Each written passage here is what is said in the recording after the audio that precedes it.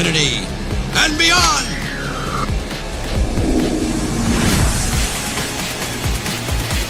I don't talk about feelings, Alfred. I don't have any. I've never seen one. I'm a night-stalking, crime-fighting vigilante. It's been a long time since we played Matchbox Cars together.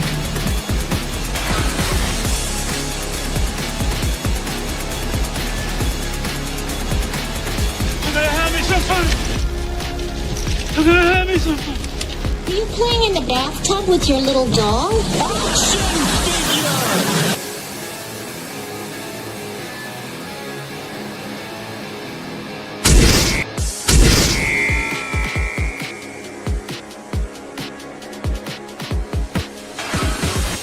Consider this. What is the purpose of a toy? To be played with. Therefore, to not play with it would be illogical. Damn it, Spock. And here we go.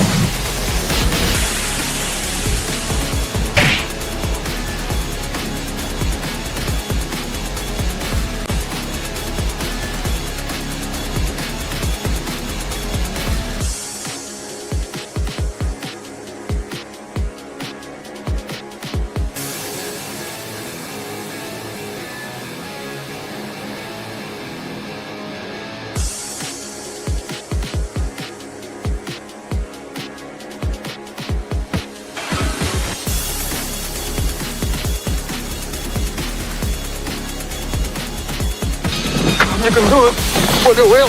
I don't want to go through life being a Wonder Wheel mother.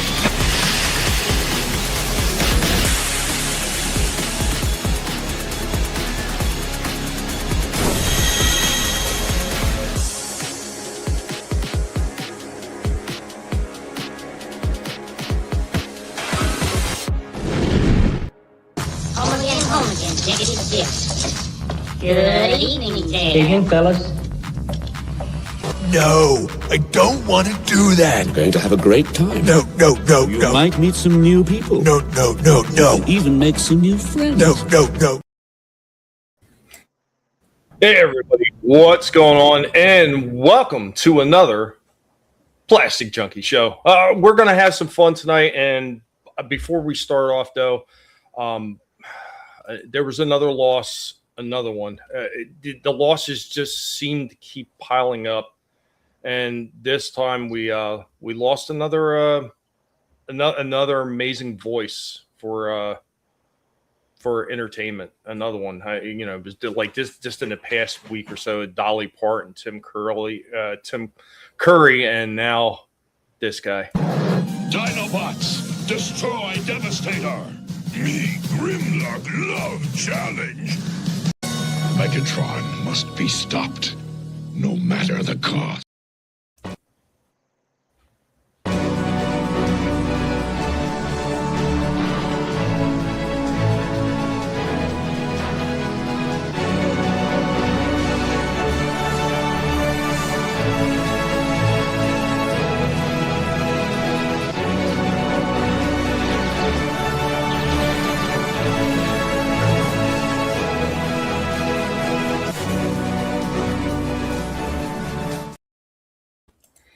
Yeah, unfortunately, we lost another one in the way of Peter Cullen. Just another horrible loss, man. It just never stops.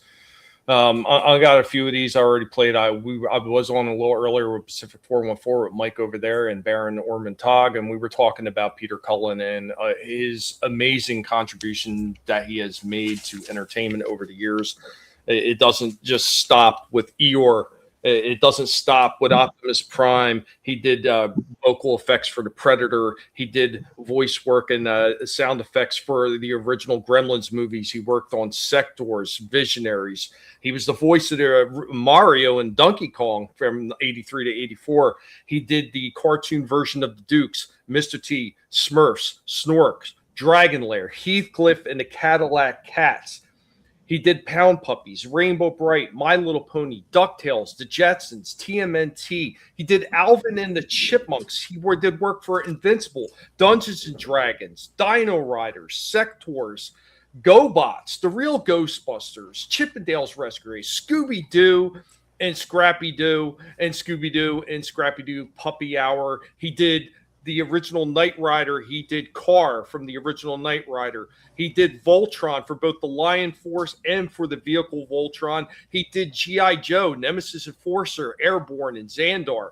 He did Rambo, The Force of Freedom. He did voices for that. He did Pirates of the Dark Order, Spider-Man 81.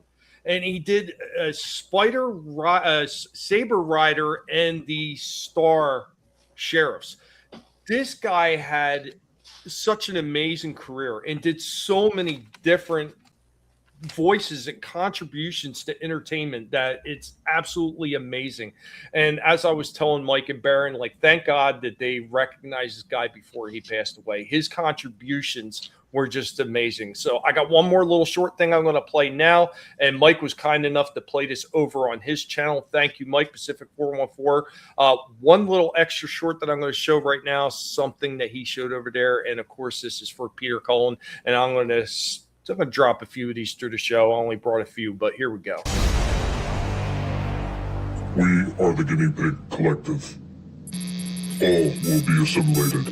Resistance is futile.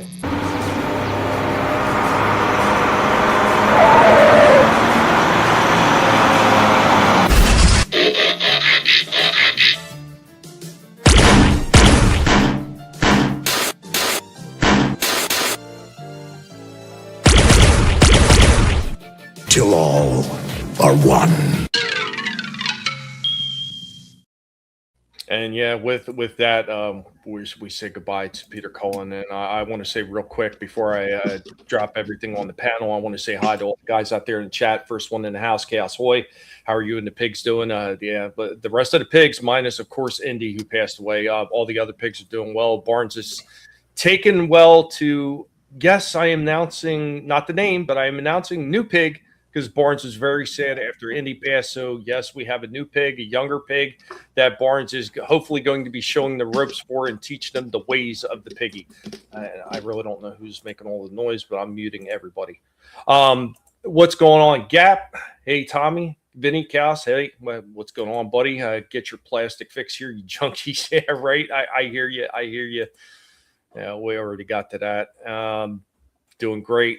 Pig City and PWO, right? It's fun time. That's right. Hit the like button, everybody. What's going on? Bone, man. Good to see you, man. I hope you're doing well. RR, of course, in the house. Toy Fix time. You damn right. And Bone, yeah, what a terrible week we're having. What a terrible year, actually. I agree. Like, we lost friends. I lost pigs. We've lost plenty of freaking amazing actors, musicians, and everything else. And it just doesn't seem to end. And my God, and the simps for idiots that are pushing some of the freaking no doubt poisons that probably have taken some of these great voices from us just makes me sick. You all need to freaking get a life. We're freaking launched into space. Good God, these people, they just get on my last nerve. Yeah, they always go in threes. Yeah, it's been a lot more than three that are this time around. Apparently, there was a few other people that went right along with these people. I mean, now we got to think, is Welker next? I mean, Cullen goes first as Optimus Prime in the movie, and then Welker after. I mean, got to be worried about him now, too. He's up there in age. Toilet tube, yeah, not Peter. Yeah, just absolutely horrible, dude. It's just unbelievable. And I heard about it earlier. It was like the first thing I heard when I got up, and it was another one. I had a rough night trying to fall asleep. I couldn't figure out why. And then the first thing I wake up is I got Mike from Pacific 414. Like, dude, I don't know if you heard, but Peter Cullen. I was like, oh, Jesus, no. Yeah, he did Carr's voice. Yeah, he did so many different things.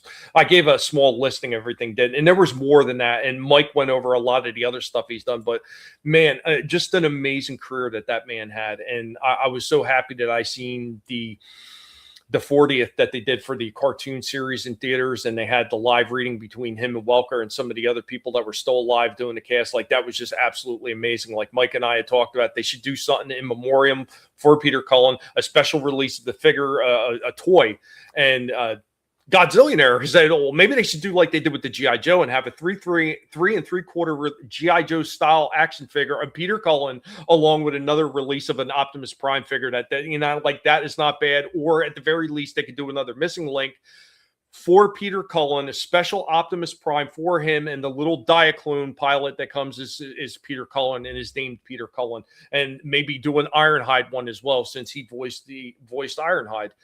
Just amazing stuff. Godspeed to him. Yes. No joke. Today we lost, in the past week, Dolly, Tim, Peter Cullen. Yeah, I'm telling you, man, it's just insane with the amount of people that went such a short period of time too. It's been absolutely disgusting.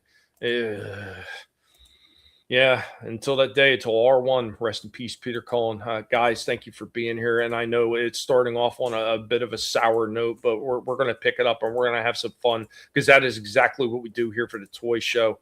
And you guys taking your time to be here, I really do appreciate what's going on, Padre, man. Good to see you as well. And guys, remember to share the link and let everybody know we're going. I haven't been saying that in a while because it just doesn't seem to matter with YouTube. They, every time I do that, they just take more subs away and take more views away. I legitimately watch them steal all my show hours away from the past couple of weeks because they're a bunch of scumbags. YouTube, you can absolutely go fuck yourself sideways, you pieces of shit. Lee Majors is this 83. William Shatner. Yeah, it's crazy, man. You got to watch out for all these people, and it's another reason why I would say reach out to people like all these guys on the panel. Whether it's just a short thing on Twitter or whether we exchange messages on our phones or whatever. We always reach out every once in a while and we chat with each other.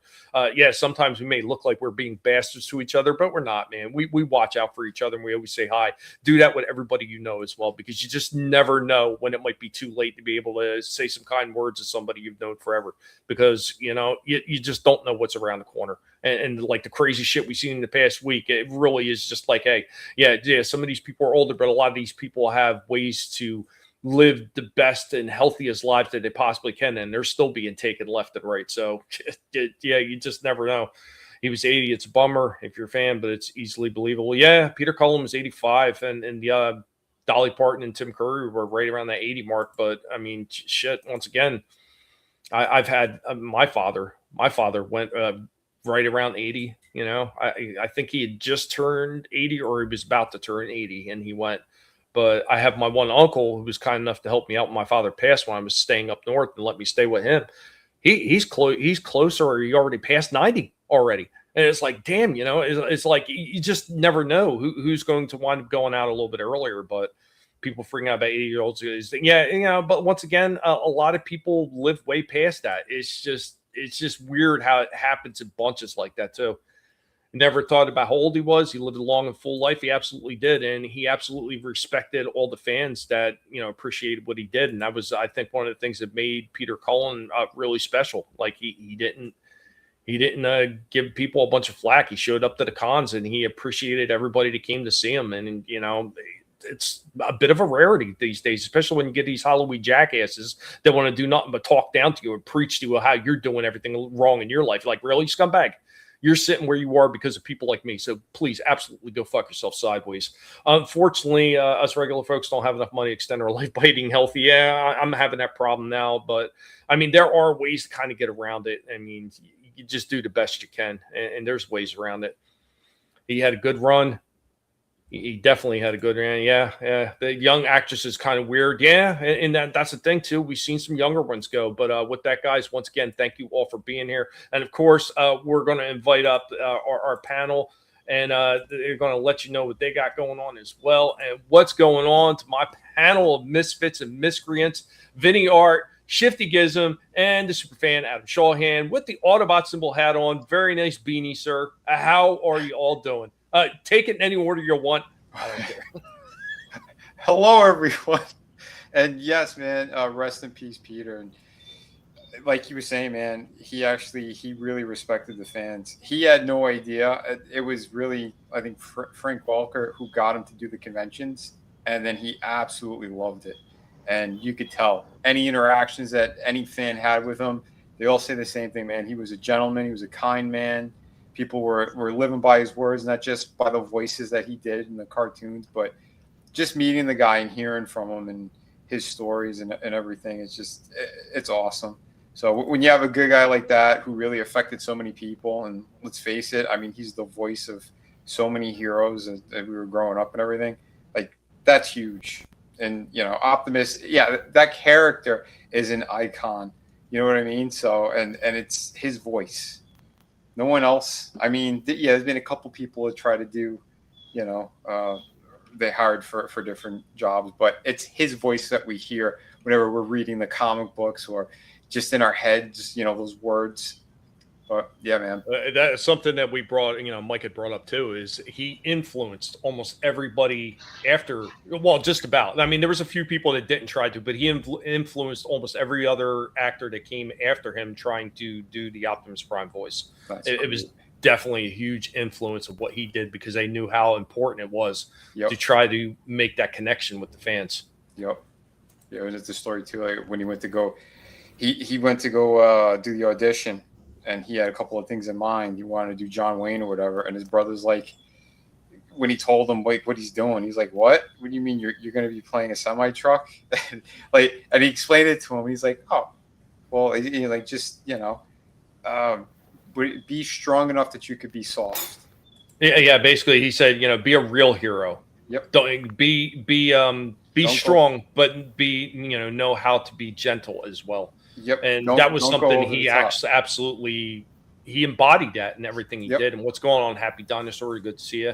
What's up? But yeah, man, he brought nothing but class to the character. And again, like we all grew up with that. He's one of the, when you look at that pantheon of heroes that we all grew up watching and listening to and everything, Optimus Prime is there, Peter Cullen. So God bless, man, and rest in peace. Dude, when he was an Invincible, like, I mean, of all characters to play, the first of Omni-Man's race to go against his race, right? And then Optimus Prime. And as if it wasn't bad enough that we are now so freaking old that we had to lose Optimus in the theater to now actually lose Peter in real life. Fuck, we're getting old. Right. That's all I got to say. That's all I got to say. Even you, youngin. That was 85, wasn't it? Yeah. Yeah. And how old is he? 85. 85. Like, It was 86 was the movie. Oh, the movie. Oh, that's true. Yeah. But dude, still, that's a knife in the heart. It was almost like a double whammy right there. Yep. So, and that's just it though. We don't have a lot. We don't have any to replace those we've lost that gave us what we had. Especially being a child of the 80s and all the wonderful things we grew up with, from Captain Caveman all the way, Transformers, GoBots, all that stuff that we had. You look at the very limited amount of what is out there today, which is why we show off the things that we do get and the things that we do care about. And again, every one of these actors in one way or another, whether it was voice or TV, movies, showed a hero side. When you had Optimus Prime and all of a sudden he's in G.I. Joe, like you hear the voice and you're like, wait a minute, I know that voice. Yep. And again, as a kid to a young adult to now an older man, geez, man, you don't have that anymore, sadly. And it's a dark day, to lose him and Tim Curry yesterday. That was, bad enough on top of it. Well, from what I understand, Tim actually went the same day as Dolly. It just wasn't. Yeah, it was like the day before, and then Peter was yesterday. But yeah, it's the same thing. It's just like boom, boom, boom. Mm-hmm. Hayden before that. We've seen, I think, 6 celebrities in the last week gone, or 2 weeks, either way, and it just kind of makes you go, time is very precious, and it is a limited engagement, no matter how you look at it, and. Again, it just sucks. There's no ifs, ands, or about it. The last couple months have been rough on us all, and it hadn't gotten any easier. Just when you think that pain of the grief is gone, hi, we're back.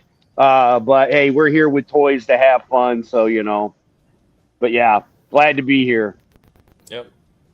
Shifty, anything intro?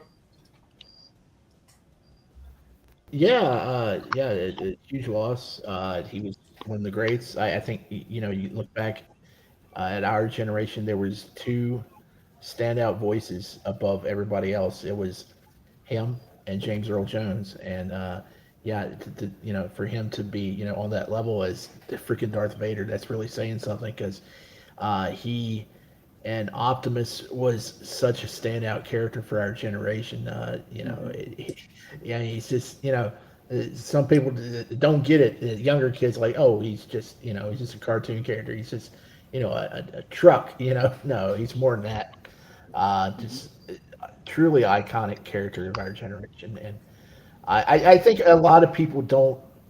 A lot of younger kids, they get on the internet and they're all snarky and they're like, oh, they were just cartoons to sell to toys, to sell toys to kids and stuff. And no, I mean, not some of them, well, all of them were, but some of them. Well, sometimes, Shifty, real quick. Sometimes it's just not kids saying that. Sometimes it's pompous asses that said that they worked in Hollywood or supposedly did work in Hollywood, who are big on YouTube and freaking hang out on Twitter, and everybody thinks that they're gods because they know something about Star Trek. Jerk off. You know who you are. I don't even have to say your name, you piece of trash. Yeah, I mean, a lot of our entertainment from the 80s gets a lot of flack because, I mean, they were commercially infused, but not all of them were as toss away as many would think. A lot of them gave us great characters and stories, and really, broaden our imaginations of things we couldn't even imagine ourselves as kids back then. And he was the driving force of connecting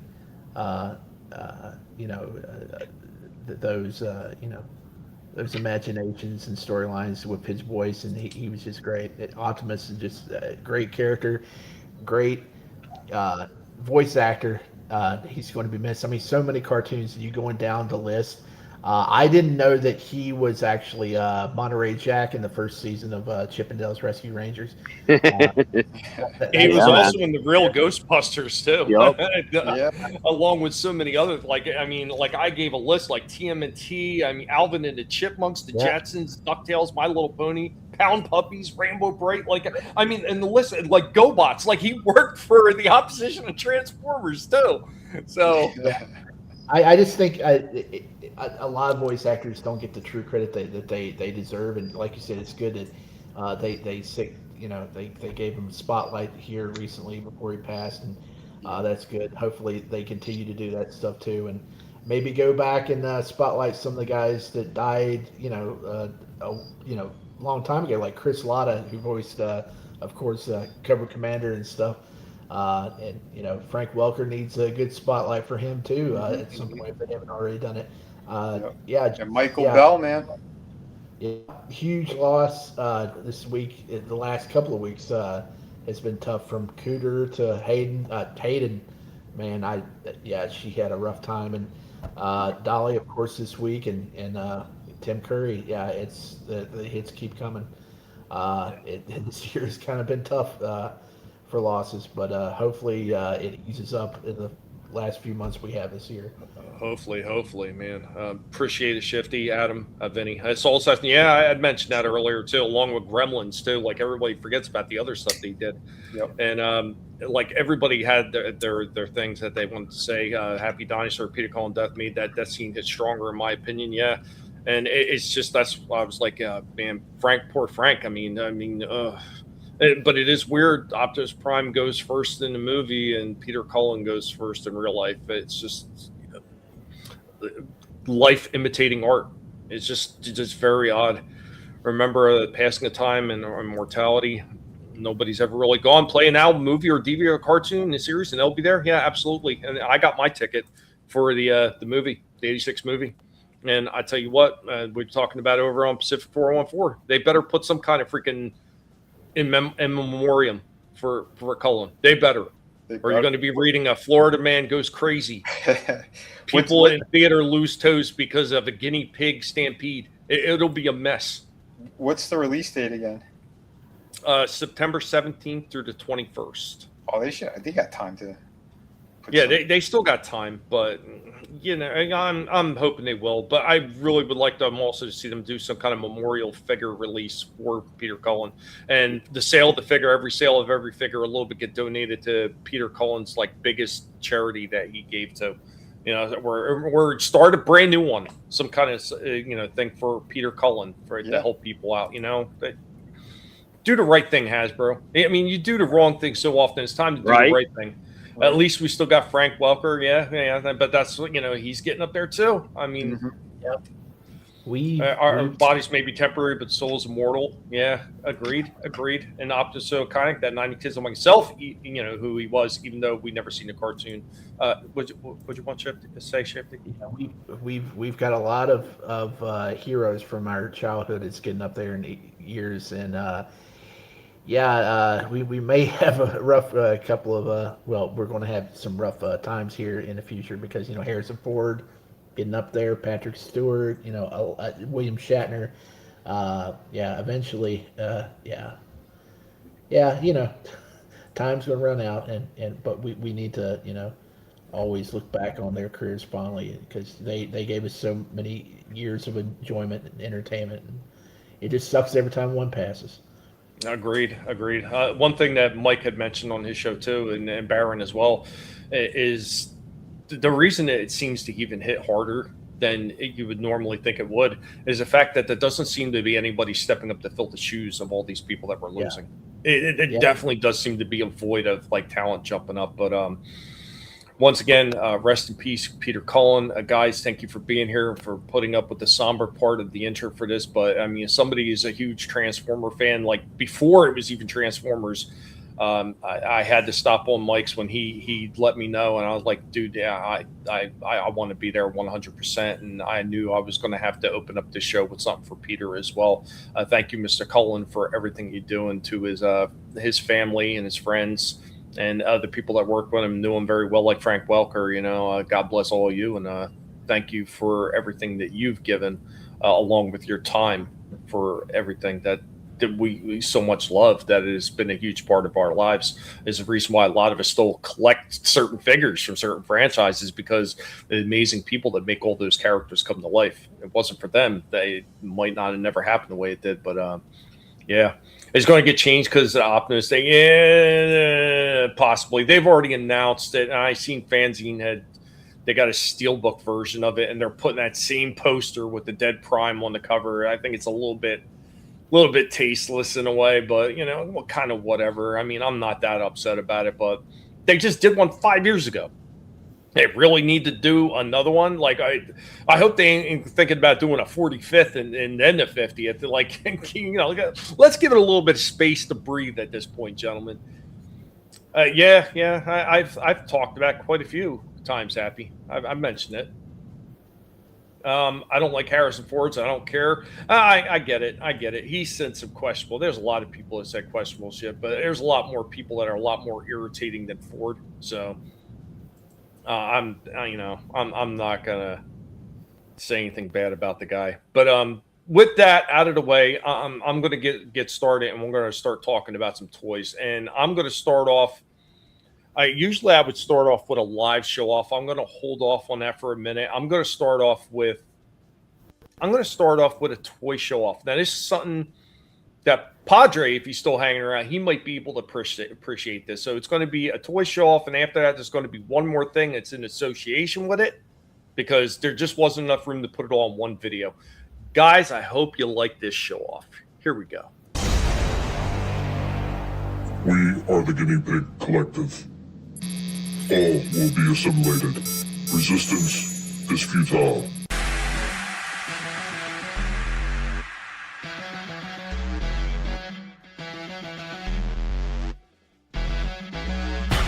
We are hanging out with Azrael. Oh, Azrael. What's up, Azrael? Oh, Azrael's hanging out with us, the odds and end pig. What's going on, Azrael?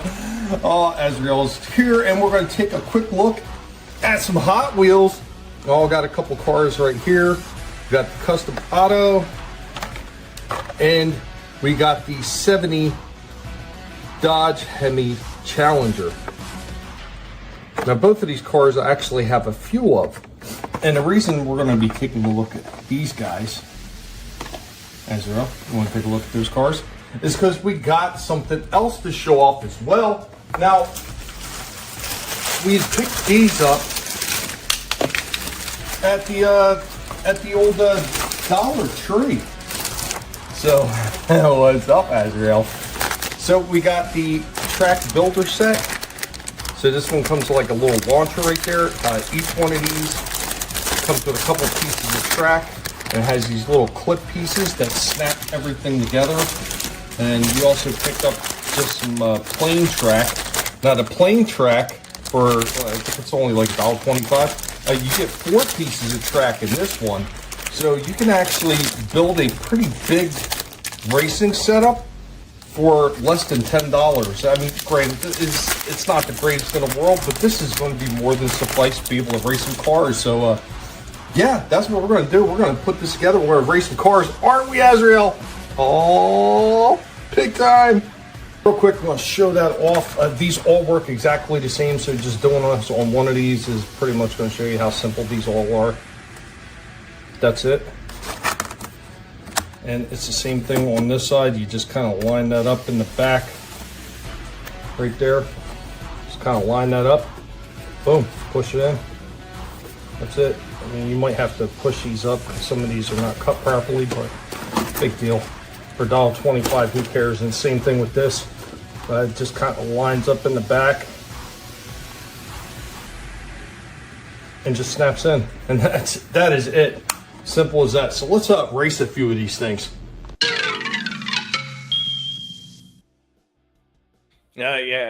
Azrael is a pretty chill pig for the most part. He doesn't run around off the table, so he's pretty cool. So in conjunction with that, as I said, I actually have one more thing because I couldn't get it all in one video, and this is when we get the races. So here we go with racing a few of these Hot Wheels. Oh, there's one more thing, sir. One thing. Just one thing. Oh, one other thing. Just one more thing. One more thing. One thing. Oh, one more thing.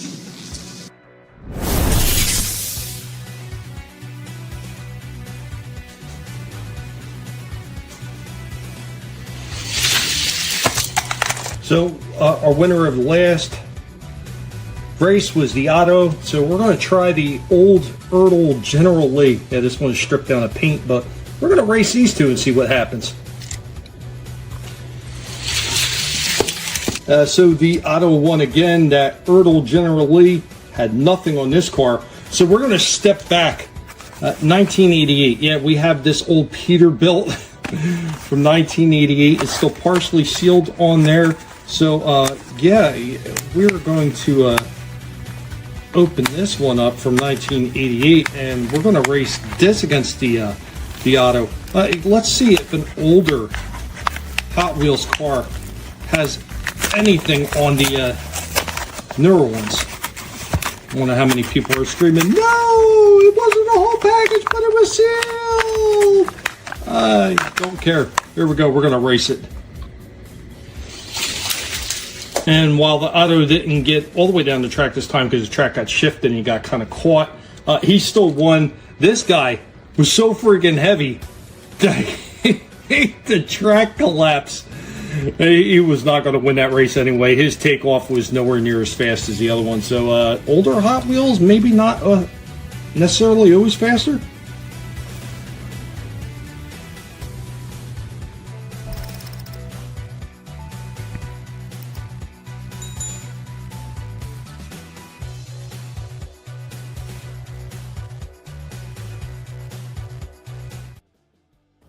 Yeah, there we go with a couple of races over there with some of the Hot Wheels. I will say that 1988 Peterbilt, though, where a lot of the newer Hot Wheels, there's always a certain amount of plastic in them, like, you know, usually on the top end or something. Like, you can feel they're a little bit lighter.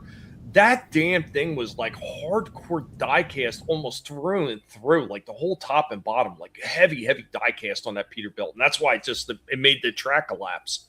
But I think I'm going to do that, you know, moving forward. I'm going to get a few more track pieces. I'm going to have some big races with some of these Hot Wheels that I pick extras up of and just have a little bit more fun with some of these damn things because it's all about having fun with these damn things. If you can't have fun, what's the point?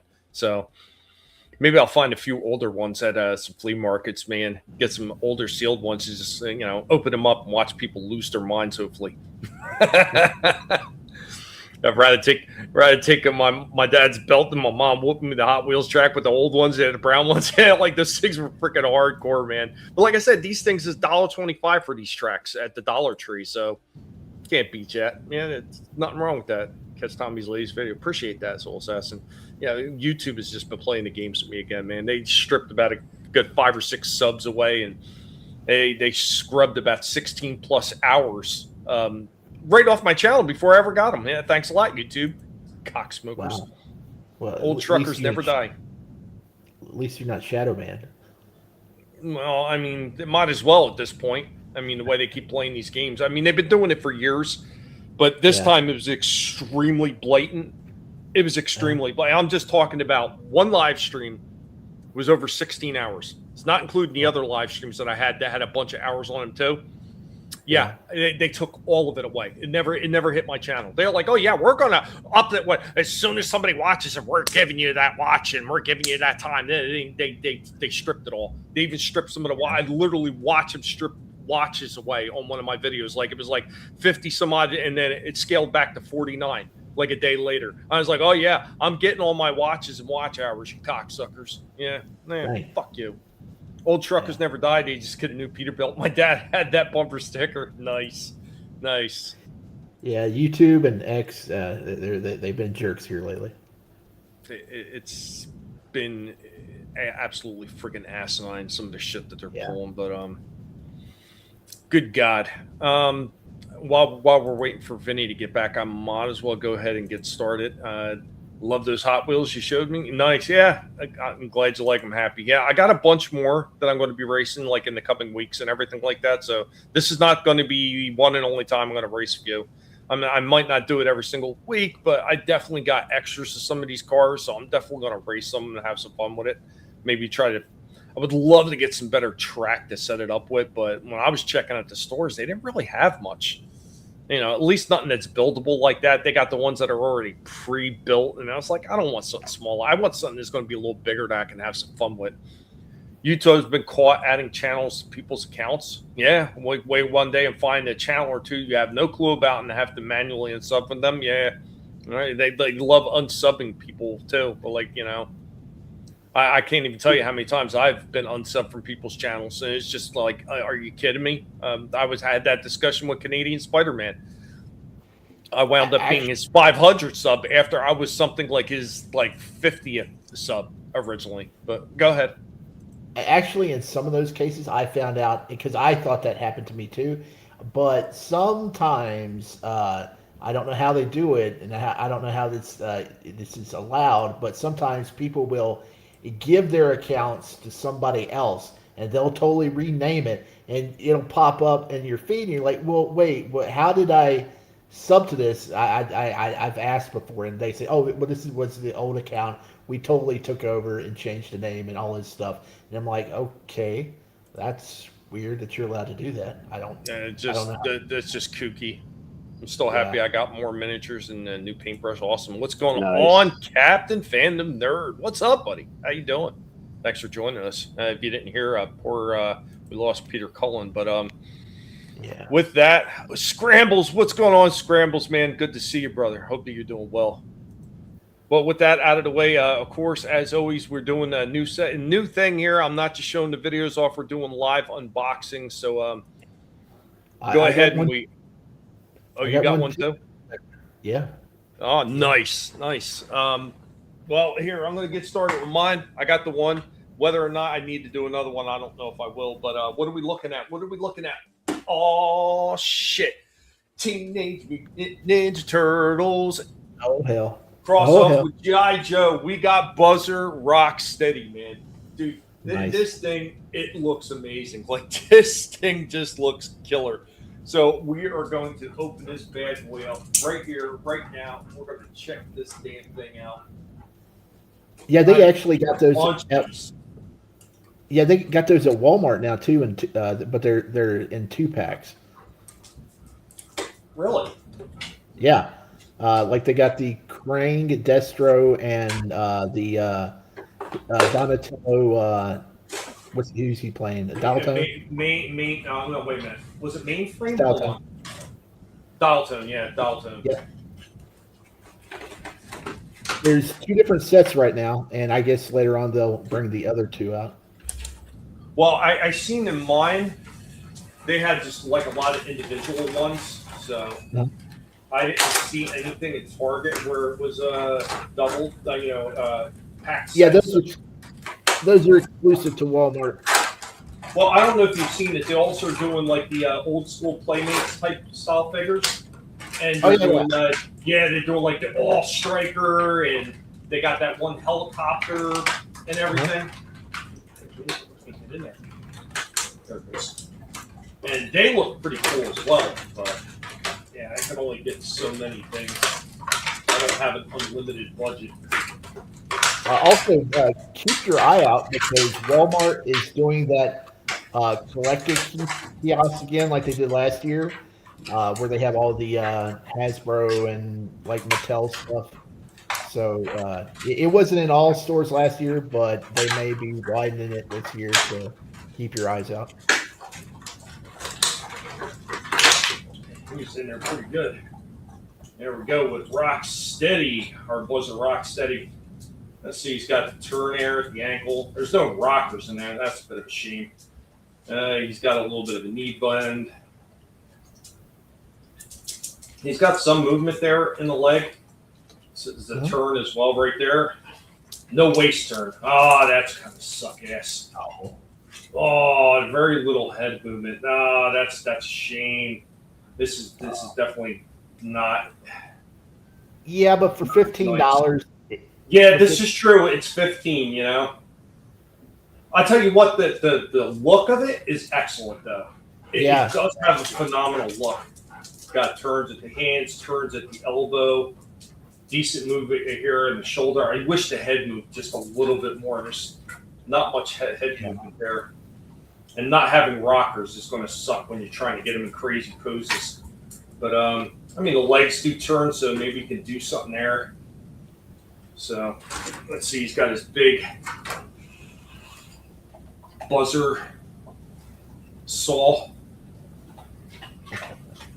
Get that in his hand. Oh, yeah. Oh, crap. That's huge. Yeah, it's freaking humongous. Wow.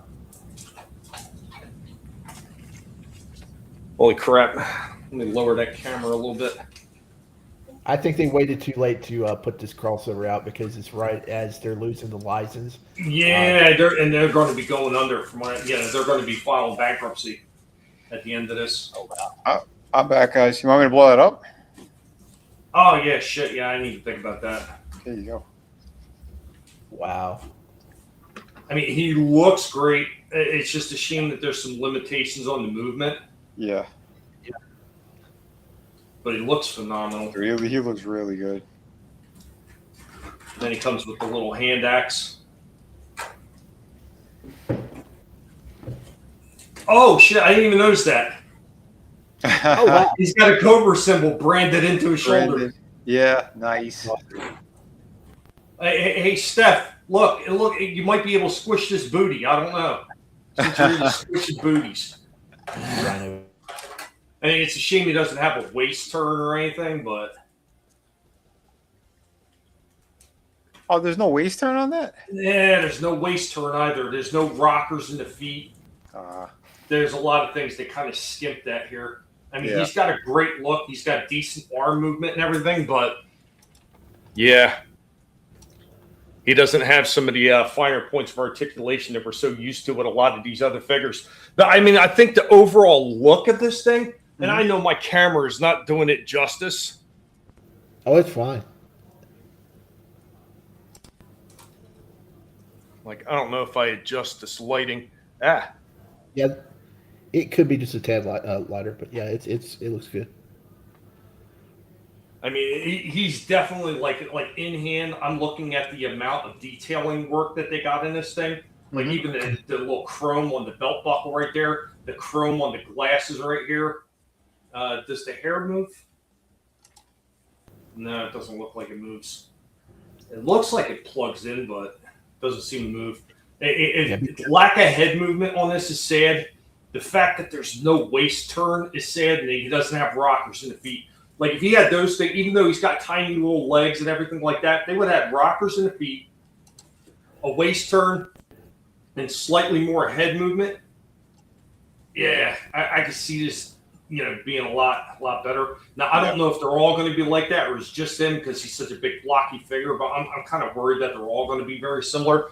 But even then, the look on this one is absolutely killer. And I would still give this one, I give this one about a 7.5 to almost an 8 out of 10. Just because of the look. It's just, the articulation is not as nice as I was hoping it was going to be. Tommy and I were just talking the other day, and I saw them too, and I filmed a little something here, so I could show them too, since it's on par with this. Playmates will be filing for bankruptcy. In case you didn't know, Playmates have lost the license for TMNT. Wow. It's going to Mattel, and everybody, including NECA, everybody's doing TMNT right now, are going to be forced to stop, and it's over. Wow. Mattel is putting the foot down, or as they say, they're putting the putty foot down, and they're freaking they're taking over. Got to work the 3M. Hey, be safe, Scrambles, man. Be safe, man. Yeah, man. Have a good one. Looks like decent. Or like I said, he's kind of a blocky figure a little bit, even though he's smaller, and so the good movement in the arms, just not as great in the legs as it could have been. And I think right there it's the not having rocker in the feet, not having a waist turn, because that waist, the way that waist is. Absolutely, they could have put a waist turn in that. It would have looked great. And the only other thing is maybe slightly more head movement. Everything else, the arms are great on this one. The knees and the waist movement are up there. It's decent. It's not the best. Yeah, it's not the best in the world. But like this arm movement, this is really good. The arm movement's really good. Yeah, because if you're gonna do a single jointed elbow, that's the way to do it, where you have the pivot that's in there as well. So you could turn in and out. Yep. Yeah, like I said, between it being $15 and then them having to pay for the Joe license, that's probably why. Look at that, he balances. Yeah, he does. Yeah, it works. He looks fine. I think. But again, it's in line with the kids' line that the whole series that it's supposed to be. So I think it's super accurate. Makes sense. They're mixing both of those properties that we all love growing up. So like to me, it's already a win. But like they're sculpted really nice, because that's what caught my eye. The first thing that I saw Slash, the Storm Shadow Slash one. Here, let me I'll share real quick, and then we'll go back to that was a weird combination, Slash and Storm Shadow, because Slash is a loud character and Storm Shadow is a silent character, and he's a ninja. Yeah, he's not over the top, but it's crazy. But it looked great. This thing's huge. Yeah, I saw this thing, and then I panned down and I saw the other dudes. That guy, that's really a big cool. figure. That's a big QC. How much was he? Have you seen it? That's got to be at least 30. They keep changing everything around in these stores. Oh, that's kind of neat. Like that looked fantastic. Like the colors, everything. I was super tempted on that. Super tempted. I know if I get one, I'd get more, and I can't afford that right now. Hey, you don't need to tell me about it. I know. Yeah, that was really badass. I thought I filmed it, but apparently I didn't. You know, when you hit I hit the button twice. So I thought I filmed, but I didn't, because other people were coming in the lane, and I turned around and I saw the Cobra Commander one. I saw the Warp Pig. I get them confused. Bebop and Rocksteady. Bebop and Rocksteady. So Rocksteady is the one I'm showing right there. Okay, Bebop is the pig. Bebop is the one that I saw, and I was like, wow, that looked good. And then they had Raphael. As Roadblock. Yeah. I was like, these look really good. They look fun. Oh, Mikey as Shipwreck looks phenomenal, too. Yeah, I did not see that, though, yeah. Yeah, it looks like 4 of them. It looks a lot better now. Not blown up. I don't know why. It looked better not blown up. Really? To me, it looks clearer. I don't know why. Maybe it's just me. Well, my computer's garbage, so that's all right. I don't know. I mean, we're almost 50 minutes in, and basically got the opening intro, a few things, and I showed off freaking Rocksteady. So I don't know. I might not have to show anything else. I mean, I got a couple of smaller things for later, but yeah. Whoever's going next, man, by all means. I got my opening salvo out of the way. Okay. Let me see here. Have a good one, Happy. Yeah, man. Have a good one. I guess I know I posted up the other day, but I might as well show it. Why not? Since it's on the G.I. Joe conversation. Oh, is it? Yeah. It's Jody. I mean Candace. I mean Jody. Here. This is a freaking cool figure. This is Vinnieart, formerly designer McFarlane Toys, comic book creator. I had her for months. I just have her right now. You might want to check that one out. City of Venus, Dead City. Awesome piece. Go to Vinnieart.com. It should take you to my link tree. I want to show you this one. So this is the Night Force piece. This is Jody Craig, the shooter, whatever her nickname is. Don't really remember this one as a kid. This is a pretty cool looking piece. I found this one at Walmart, and I don't normally see G.I. Joes anymore. She's what? I think she's from like the IDW comics. Okay, probably. Like Helix too. That's another one that wasn't in the cartoon or anything, but she is, I think, one of my favorite figures. The one who's in yellow and black. And oh no, he my fell Walmart, over. we don't have the big display in the one that I found this one in. So yeah, it was kind of weird that it just popped up out of nowhere. So I'm going to do a quick review on this one. She looks pretty cool. Okay, so here is my Candace Owens G.I. Joe figure. I'm kidding, it's not Candace Owens. But although, I don't know, I kind of see it. Close enough. You see right? I kind of do. Anyway, pretty cool looking figure though. I mean, that's not her base though. But yeah, she comes with a gun. She comes with these alternate pieces, so you could change the hairstyle if you want, and that headpiece, which is pretty cool. She does come with this nice big sniper rifle. A knife, which goes in there, and yeah, there's an extra clip piece that ports onto the back, so you could put the gun properly. Yeah, it goes into the trigger, there.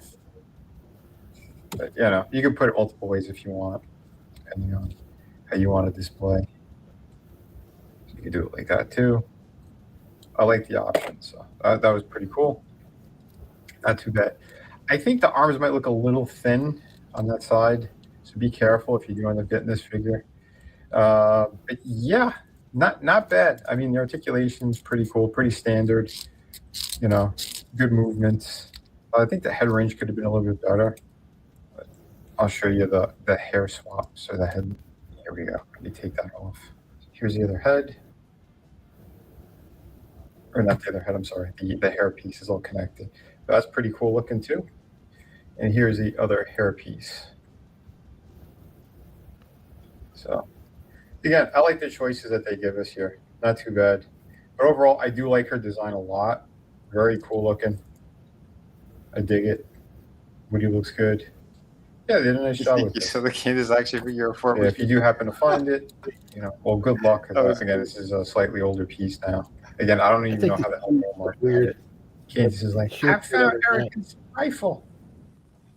I'm kidding. We all know it was explosions from that lapel mic with BB.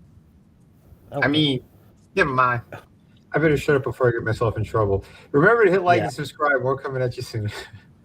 So there you go. I did think this figure was awesome. If you do get a chance to pick her up, she's worth it, especially if you want to do custom work and swap out parts. That's what I love about these G.I. Joes, because you could do that with a whole bunch of different things. Does she have a boot cut? She's got to turn by the ankle. Hold on a sec. Yeah, she does have a boot cut. It's by the shoe. Yep. I would swap those out. It looks weird her having like tennis shoes on instead of like boots. It's kind of, I don't know. It's okay. If you get one, you could do that. Hey, what's going on, Keely Chow? Hey, Keely. I'll paint it up. Awesome. But yeah, I think it's definitely a great figure. Yeah, Zoe Saldana for Linus. Yeah, it looks like her too. Exactly. Yeah, that's like a mix, if you ask me. It's like a pretty good mix of the two of them. Yeah. But definitely not bad. The G.I. Joes are usually crushing it. Let me see here. So what was that one called? Jody Conspiracy Theory Foster? Yeah, close enough. What do you have another really cool one?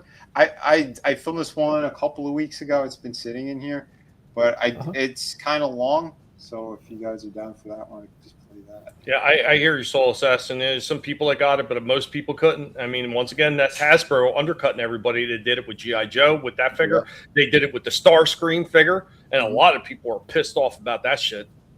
Yeah. And instead of going back to the freaking drawing board and to the factory and say, hey, we need to print more of these, let's get them cranked out of the factory, they're just sitting there with their thumbs up their asses like usual.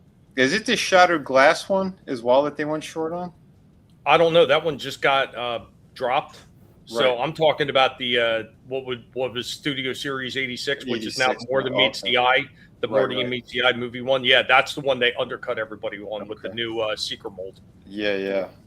And to the point that Target had to cancel pre-orders. Wow.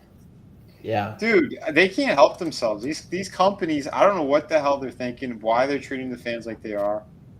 It's bullshit. It's absolute bullshit. Hold on. Let me open this up. Apparently, they don't like money. Yeah, apparently not. I had a pretty good segue, but it's over. Oh, sorry. Well, this one we're going to be pivoting into something else now. It's Tomb Raider, so we went into games. So here's you got it already? I got what? Well, you said Tomb Raider. No. I said because it was video games. But yeah, now we're pivoting into the God of War. So I basically did kind of like 3 reviews for you guys all in one shot here to see which is the best God of War figure. This is Vinnieart, formerly designer of McFarlane Toys, and today we're going to see which is the very best God of War Kratos figure. So these are the 3 that I have. It took a minute to dig out 2 of them. And yes, I did just purchase this one. Got them for a discount over on GameStop with my points. So we're going to crack these things open. We're going to see which one is the best one. Again, this one is the NECA one. This is the Spin Master one. And back here is McFarlane's. And let's take a quick look at the back of the boxes. This was probably my favorite box, to be quite honest, because it's smaller. He's the biggest, I think, out of all of them. But he's in the smallest packaging, which is kind of fun. And he does have his shield back there and everything too. So this is the Spin Master one. Artwork on the side, on the back. Pretty clean for what it is. Here's everything he comes with. And this company did make an Atreus as well. I do not have that. You can find that cheap a lot of places. But here's a McFarlane one. This is the biggest packaging, and the packaging is pretty useless on this. I think they go that big so they could try to charge a higher fee and make it look like it's a more of a special edition, limited edition, blah, blah, blah. I think it's all just hot air, and I know because I worked for this company. So, yes, I was a formerly designer, as I said before. But anyway, we're going to open that up. Before we do get into it, I just want to tell you guys, I do have a couple of projects out there. What's that, Shifty? If you, which one looks like Batista? None of them. The most. Yeah. Once again, Padre come up with the most important question of the night. If you want to sign copies, it's a fantastic story. If you guys haven't seen it yet, only the Batista looking one that you can. Yeah. He comes with a dress and pearls. Yes. Here's the Spin Master Kratos out of the package. And boy, he looks a lot smaller than I remembered. Yes. Yeah, so we'll get into it though. But I think the details are pretty nice on him. He does look really good for the size. I can't really complain. Oh, and if you are watching, yes, I left the piece of rubbery plastic on here. I don't know if you can see it with the light shining. Just to make sure that this stays in place. There's a piece there. But yeah, nothing else comes off of him. Yeah, it's all right. He does come with a shield that's kind of warped. I'm not gonna lie, it's how they put in the packaging. But it's not bad. what it is. You can see a little bit translucent. A little bit when you put the light behind it. It does come with the arm part that swaps off. So they know that this extends, like it opens and closes as you're fighting. So that's what it looks like without. It's just a plug-in, and then you could swap in the shield on there, and he could charge and not get hurt, whatever. I do like some of the movement on this guy from what I remembered. He did a pretty solid job, although he should have came with the base.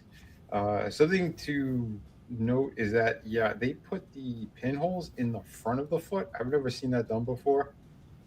Yeah, this is one of the few companies I've seen that does that.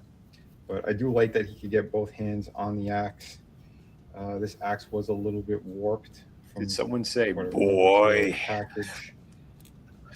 Not too bad, though. Like I said, the details are all there. He could have used a little more paint, that's for sure. I might eventually add to it. I don't know. We'll see. But yeah, I do like how they have like the full arm piece, because most Kratos figures that I've seen, they don't really go all out like that. That's usually like either what we got out of NECA. And McFarlane, he did something completely different. He gave him no armor whatsoever, not even the chest piece. I've never seen a character that bare before, but when we get to that one, I've never opened this one before, so yeah, make sure you guys can see. I love the range of motion. Sorry, it's a little tight still. There you go. But that's pretty cool. His arm could go all the way back like that, and it could go all the way forward the way that they have this. So you could do a punching motion, go across his body, which is pretty cool. And yes, it does come with 2 fists. I forgot to mention that before. So yeah, he comes with 2 fists, the closed shield, and then the open shield. So not bad. And for anyone who is kind of curious, yes, he does have full articulation on the right side too. There's no hindrance from the pads. These are soft pieces. Let me get the light under there. Yeah, they're soft pieces. And yeah, it goes all the way back, all the way forward. So he could get into the axe throwing poses and all that good stuff that you want. I do love that he has a ball joint down here. I know like a lot of people, when they reviewed him, they wanted it on the upper half too. But you get a lot of motion in here. So the arching and crunching, that's pretty good. Head articulation's awesome too. Yeah, you could get him into like any pose out of the game, which is pretty impressive for this. Yeah. It does have single. I really like this one. Elbows, but it has the swivel, and he does have the bicep swivel as well. Just depending on how you have that arm though positioned, because the tricep might hit, depending how far back you have it or forward, is going to depend how much more range you get out of the other parts of the arm. But not too bad. His splits are really nice as well. You go all the way out to the side. Yeah, this was really good. Yeah, articulation is pretty damn solid on this little thing. He could. I'm not that familiar with Spin Master. Like, I don't have any other stuff other than this. Yeah, I got the. But they're not. Yeah, it's phenomenal. That great figure, just like this one, great figure. But the Ellie and Joel from Last of Us 1, which I showed off like last month, there's issue that the quality's not on that one. That set. Gotcha. Not worth. I heard Atreus is really good too, but I don't have them. So like I say, keep check on that Amazon Haul website. That he's up there all the time for like $8 to $10. Oh wow, that is a damn good price. That's kind of refreshing to see someone doing it all right. It does have front forward movement and back. And he does have rocker, so that's good. But no cut, no boot cut. But even despite that, I was playing the remaster poses. of the third game. I'll probably continue it on Saturday. Yeah, this was a really solid figure. Apologies that I've never reviewed this before. Really good stuff here. See, and those people who tell, yeah, Vinnie throws out all of his boxes. No, I don't. I keep the ones of certain characters that I really like. But there you go. So let me flip a coin and see which one I'm going to open up next out of these So two. Gap, Next up is the NECA it was one. $8. I got to say, this is probably the best looking one out of all of them, but he probably has the least amount of movement. This is going to be the trade up between these figures, rather. But yeah, the face sculpt is so good. I love how they did the texture. He looks really good. Yeah, this one was great. So you could see like the speckling in there. Obviously he was molding and casted in another color, and then they put the white on top because that's what it's supposed to be.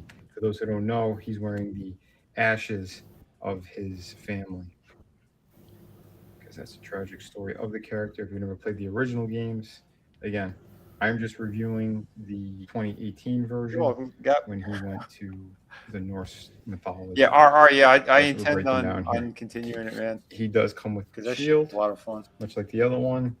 And I believe this was first, but yeah, I do like they painted the inside.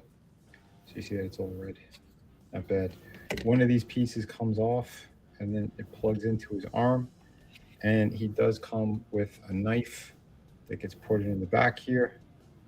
So that's pretty cool. And I believe that's the one that he ends up giving to Atreus, if I remember correctly. It's been a minute. But all three figures, apparently they do not come with Mimir, which sucks. But at least two of them come with the ashes of the wife that you can see here in the pouch. And this one comes with the horn. So this would be earlier on in the game because he uses that horn at a different part before he gets Mimir. So that's pretty cool. Apparently the McFarlane also comes with the bag of ashes. So that's good. So it's all on the belt. Articulation wise, again, he's more limited. He does have the ball joint, which is pretty good. Not bad with that range. No butterflies. He has the shoulder. He's got bicep, double hinge, and ball jointed wrist. So that's pretty good. He has a little bit of a ball joint on this waist, but there's not much movement. He gets out only about that far. He does have double jointed knees, which goes all the way. Oh, Papa, yeah, we were all pissed by that. Yeah, Mimir, the decapitated head. Yeah, none of the companies put that in there. I don't know if they just wussied out. I don't know what the story is, but if you remember the original games, like he was tearing off God's heads with his bare hands. So it's like everyone knows what this character is, who he is, how violent he is. Just put it in the damn box. No boot cut, but similar. The ankle, I don't want to go all the way right now, but he does have toe articulation as well. So you can get him in some decent stances, but he's more of your statue-like figure with some posability. Nothing too extreme. So not too bad. So aesthetically speaking, like I said, I think this one's probably the best looking one. Oh yeah, and his axe does look really nice. Although I wish they put more paint application on it. I know in the game, like it upgrades more and more. You can change the pommel, a whole bunch of other stuff, which is pretty cool. Yeah, they did a nice job. Nice job on that. Somebody asked. They hoped if they made a movie that Jason Momoa would play. A show on Amazon right now. I just want to show that real quick. And then it ports on. It's only in one specific direction. So you got to make sure you got it lined up correctly. But there you go. And spoiler alert, I do have the really big version of this guy too. I have the 18-inch one. I got it when it came out in Best Buy of all places. So yeah, it was the only time I've seen an 18-inch figure there. And again, Kratos is one of my favorite characters, so I definitely snatched that up. But if it's 18-inch, can you F it? I would highly recommend it. If you don't know how hard he is now to get, you'd have to check eBay or somewhere else. Okay, so here is the McFarlane one out of the box. He looks like trash. He kind of feels like a mix between, it's like a cross between those two, like literally, not just in height. So it is interesting. I don't like that he's missing the chest piece, because that is whatever iteration you get of the character from that game, he's always wearing that piece around his chest. Yeah. I don't know why you would leave that out. Same with the wrappings on his arms. Don't know why they left that out either, but we'll get into that when I show more of the details. I am waiting for one of my other lights to charge. So, sorry if the lighting isn't the best at the moment, But yeah, he does come with a closed fist for each hand and an open gripping one for each. And then he just comes with this little item here.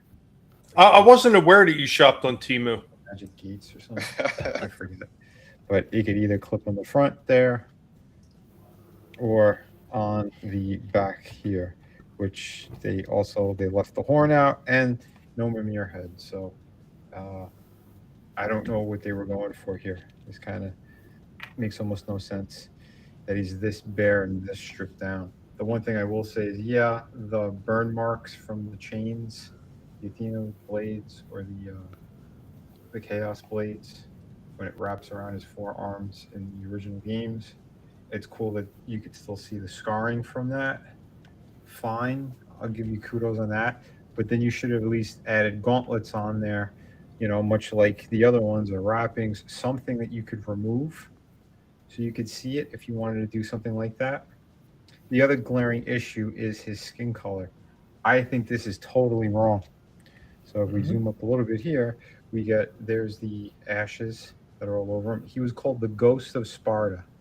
And over here, he just looks like, it's like a creamy color. That's inaccurate. Yes, this guy, he has a little bit of, again, it's in between those two color-wise, but this one is closer to the game than, I don't know what McFarlane was doing. This is totally inaccurate. So I don't know.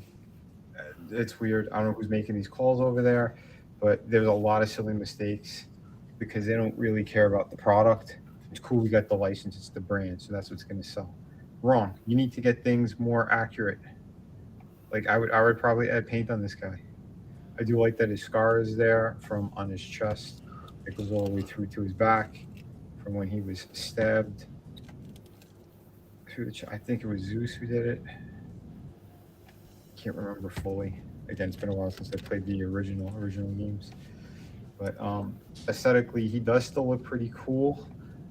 But like I said, it's inaccurate in so many regards. Don't know what they were thinking. Articulation is pretty decent on him as well. He's got all the way that they do the shoulders. It's not a true butterfly, but it's like a cup action, which is okay. I don't mind it so much, but I think things could have been improved upon.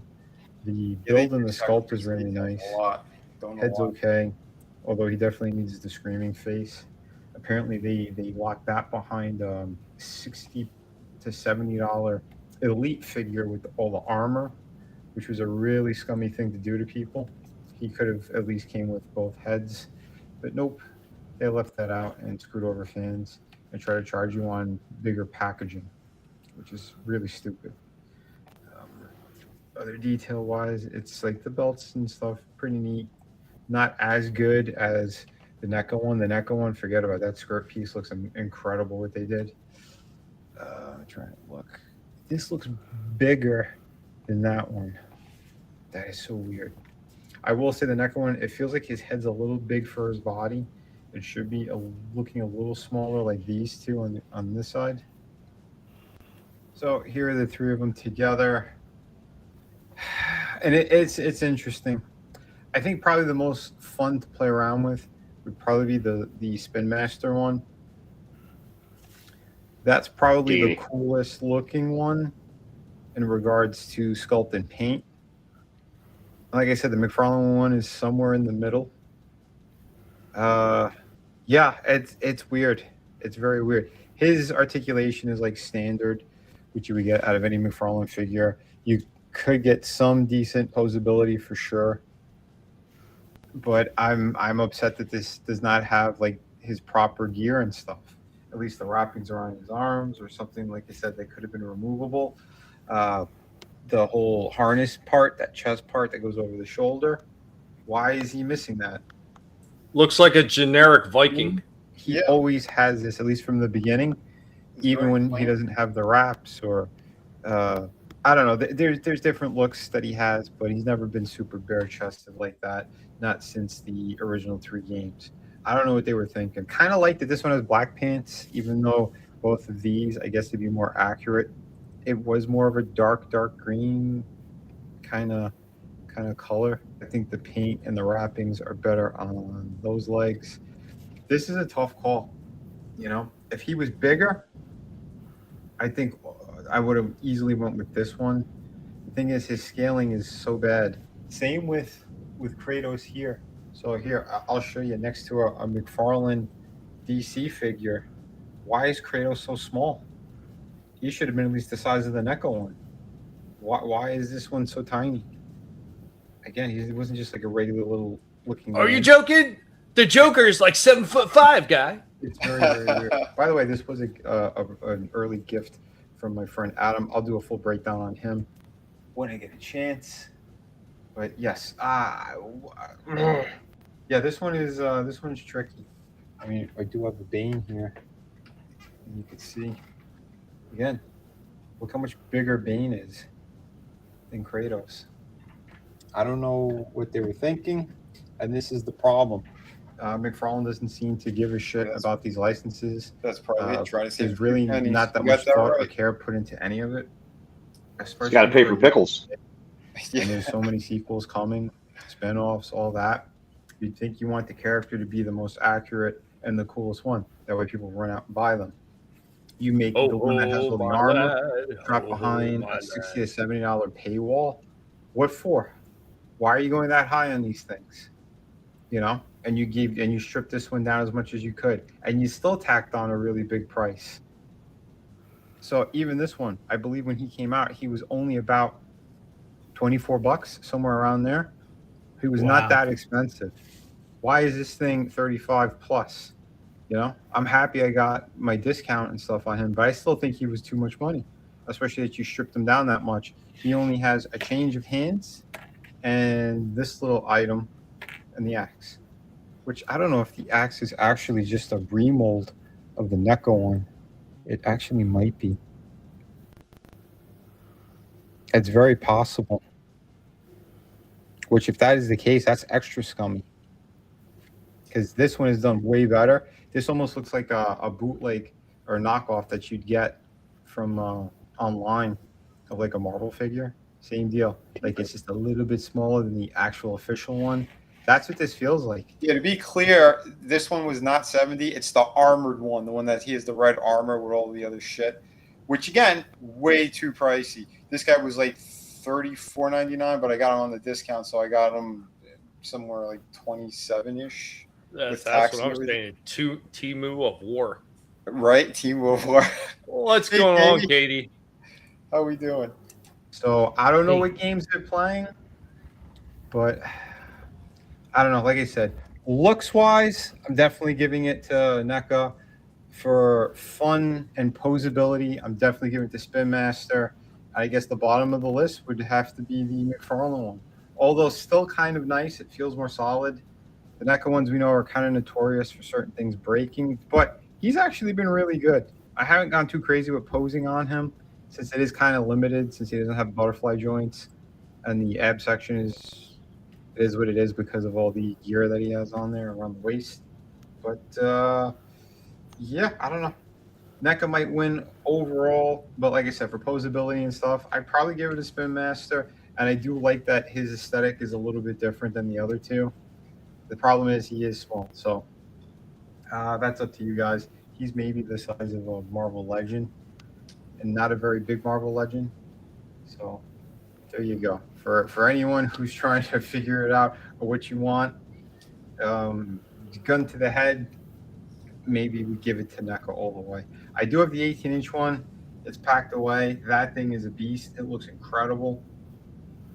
But yeah, at least we get the shield with this one. We do get the awesome axe. We get the knife that you could take in and put in and out of the sheath. But yeah, so there you go. I hope you guys dig the review. And while going through one of my toy bins, I found the axe I designed for the Blood Axe Spawn, and I did add extra paint on that a long time ago. Nice. But that kind of works with this Kratos. Makes him look a little bit better. So yeah, if you want to see some poses with that, maybe I'll do it for a short. But yeah, there you go, everybody. Hope you liked the review. Remember to hit like and subscribe and check out my books. over on Amazon and on Kickstarter. Go to Vinnieart.com. It'll take you right to all the stuff you need to be. Thank you again, everybody. He looks like trash. I'm sorry. Yeah, in person, I think it looks a lot better. The lights weren't that great, but yeah, out of all three of them, McFarlane's is the worst, hands down. It's the worst. I'm going to be doing custom work on them, and keep an eye out for a short later this week because I found the Chaos Blades for my NECA figures because I have the original God of War figures from the first 3 games, and I also found the Sword of Olympus, which is massive. I forgot how big that thing was. So yeah, I'll probably end up doing a couple of shorts where you could see the weapons in their hands. But yeah, and I swapped I put my axe that I designed for the Spawn in his right hand. It balances it out a lot better, and it looks really, really good. The way I have it posed on my shelf. So there you go. There's the who's the best Kratos figure. So there you go. NECA's the best. Yeah, NECA looks the best. Spin Master has the best articulation out of the 3 of them. Yeah, I can see that. Thankfully, they didn't go crazy like they did with the Ellie figure, where she has the ball joint and the hinge in the same chest piece. It's weird. Oh, that sounds weird. Yeah, it is. It makes her look pregnant if you pose her the right way. Oh, you make a Juno figure? Yeah, I did. Yeah. All right, what are we showing next to you guys? Well, I got a bunch of stuff, so I need to spread some stuff out. So we can just pull these pictures up. First, I need to mention, somebody asked that they wanted us to tell them when Powdered Toast Man goes up for pre-order. It's on pre-order now, Big Bad Toy Store for $42.99. So yeah, run over to Big Bad Toy Store. It's from NECA. He looks cool. Yeah, this is the San Diego Comic-Con exclusive from last year. This is now popping up in California area Ross's. I don't know how far they're going to make it across the United States, but if you're in Cali, check your Ross's. I know somebody that found that. This is his picture. Thanks to Vile Mike. I don't know if he actually bought it, but he should have. How much was it? Do we know? I don't know. He did not say, but I would think this was probably at least 30. I would think. No. Do we know what it was going for when it came out? No, I think maybe about 60 or 70. Probably. I think it was closer to 80. Honestly. Wow. So I remember seeing it on eBay for 50. So a while back. Okay. It's probably about 30 or less, maybe. Hopefully about 20. But I don't think it's going to make it all the way across the United States. I don't think they have that. I don't know, man. The day you showed it in the group, I was like, I was just at Ross. That's a lie. That's a lie. Liar. Yeah, that's the trade-off to living in Cali. It's a horrible state, but you get good deals at Ross. Yeah. But they're gonna fall off to the ocean one day, so it's all right. Yeah. Okay, this next one. Somebody got the new. Real quick.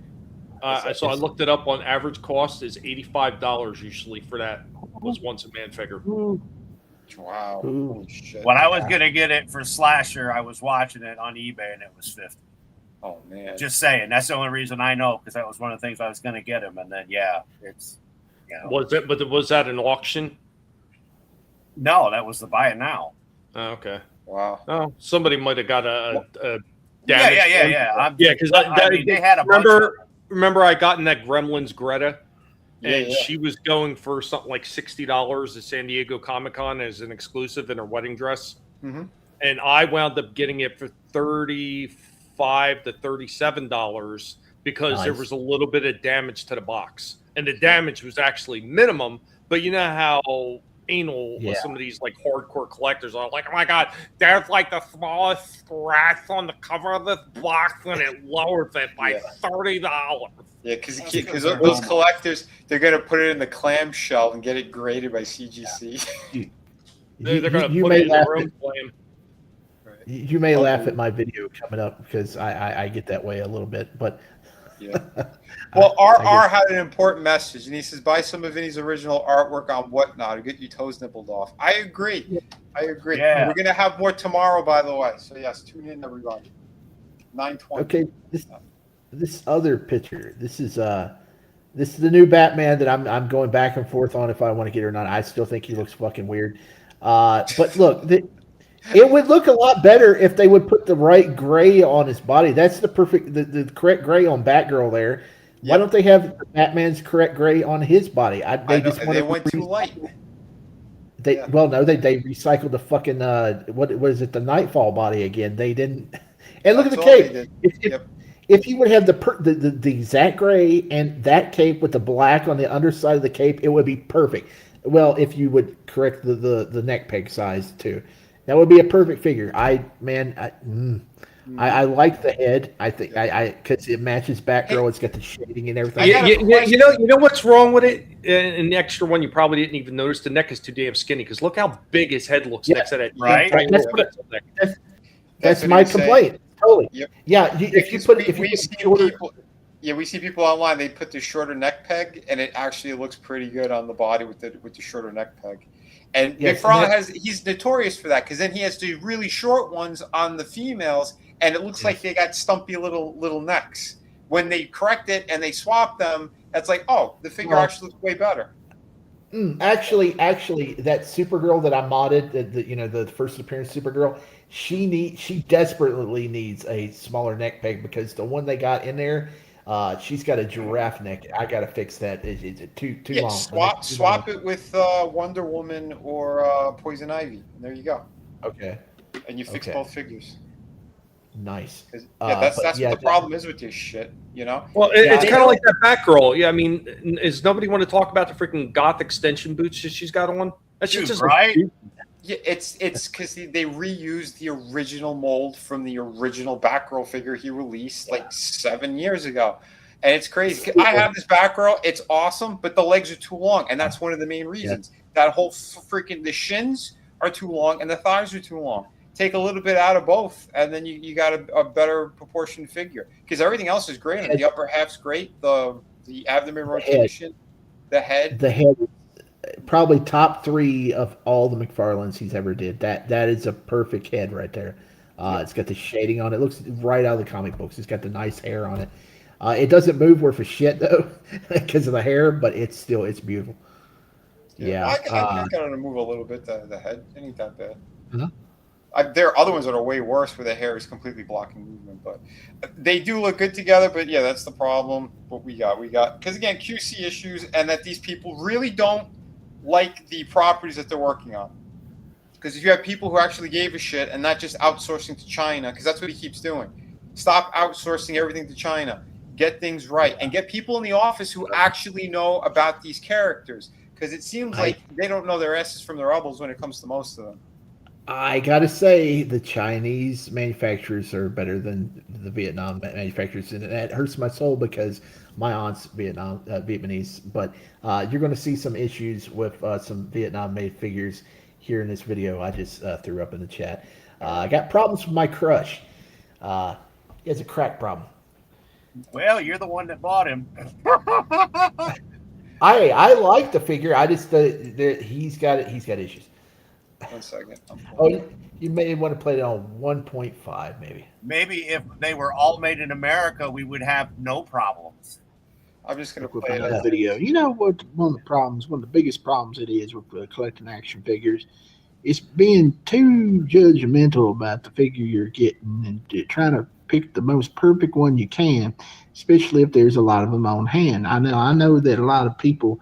A lot of associates, I should say, out at GameStop, they probably look at me funny when I'm holding up my McFarlanes and trying to pick out which one looks the best and which one has the paint blemishes on it. And they're like, "What is that boy doing?" And I'm just trying to pick the best ones I can get for my money because these things ain't cheap, right?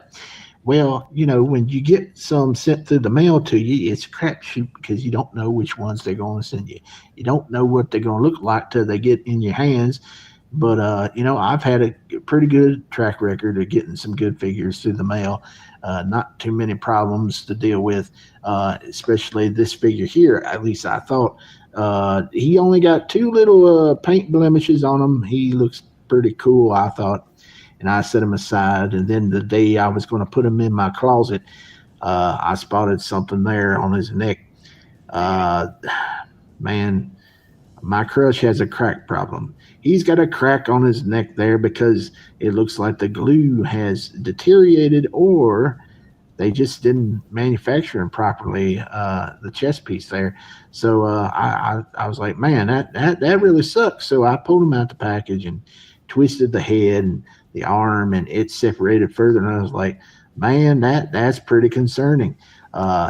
He's got almost perfect paint job on him, but he's got crack. So I was going to take him back to the Target, but unfortunately, in the 2 months that he's been out, they've never got him in. They never got him in the store in my local town, my locality, if you will. So I never could exchange them. And I was checking the website, and I went out there 4 or 5 times. They just never got him in. So I was like, I'll just order 2 more. Hopefully, they'll be better quality, and they won't have the crack issue. Well, this sucker has a crack on both sides of his neck, and this one has it on the same side. This one is probably the best of the 3, but these 2 have more paint issues than the one I got. So I might as well keep the one I got because, it's an ordeal. I'm telling you what, and both of these, they have major paint issues on the upper strap. Both of them, same spots, and both have overspray on the teeth where it looks like they have those fake vampire teeth all up in the mouth, like in that Christmas Story movie. If it's that big of a problem, I would just take the shit back and just keep this one until I can find another one. Bag of rainbow hey, what's going on? Is Shifty back with another video? Man. I mean, don't accept shit that you don't need it that bad. Dude, it was like that cliff jumper, dude. I had the guinea pig cliff jumper. I loved the Fall for Cybertron games. Love that shit. Love the way cliff jumper looked in it. That figure was atrociously bad to the point where you couldn't even transform it without it freaking falling apart. You know what I did with that? I couldn't find it again. I wasn't going to bother. That shit went right back to the store. I gave a big giant FU in a video to freaking Hasbro. And yeah, screw that shit. Never look for it again. I'm telling you, dude, I will not accept something just because it's the only one I can find. If that shit's broke and there's quality control, they can absolutely eat a dick and it go right back. And then I'll call Hasbro and tell them where they can go with their bullshit.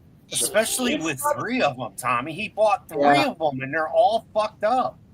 Yeah, that's crazy. Yeah. Well, this all money back on all of them. I would have told him to eat. I don't know. I think he looks really cool though, but it's just the crack. Now I was talking to Vinnie about say no to crack.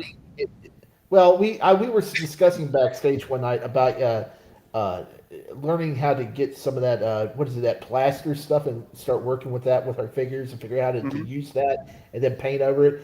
Like that would be an easy fix if I learned how to do that.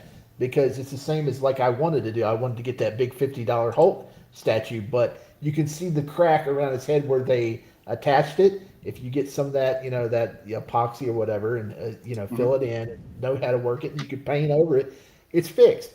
So I got 3 of those figures for a huge discount, and the price even dropped like twice over the last week, and I called and got price matches. So not on that figure, but the other 2 figures. So it all works in together. So I did get a good deal on it, and he looks cool enough from the paint aspect. It's just that one crack in the neck. I'll just have to fix. If I can't find one in the wild, they'll still probably carry them for at least another month. Hopefully, my local Target will get some in. I've never seen them there though. They got some about 30 miles down the road, but I'm not driving there for a crush figure.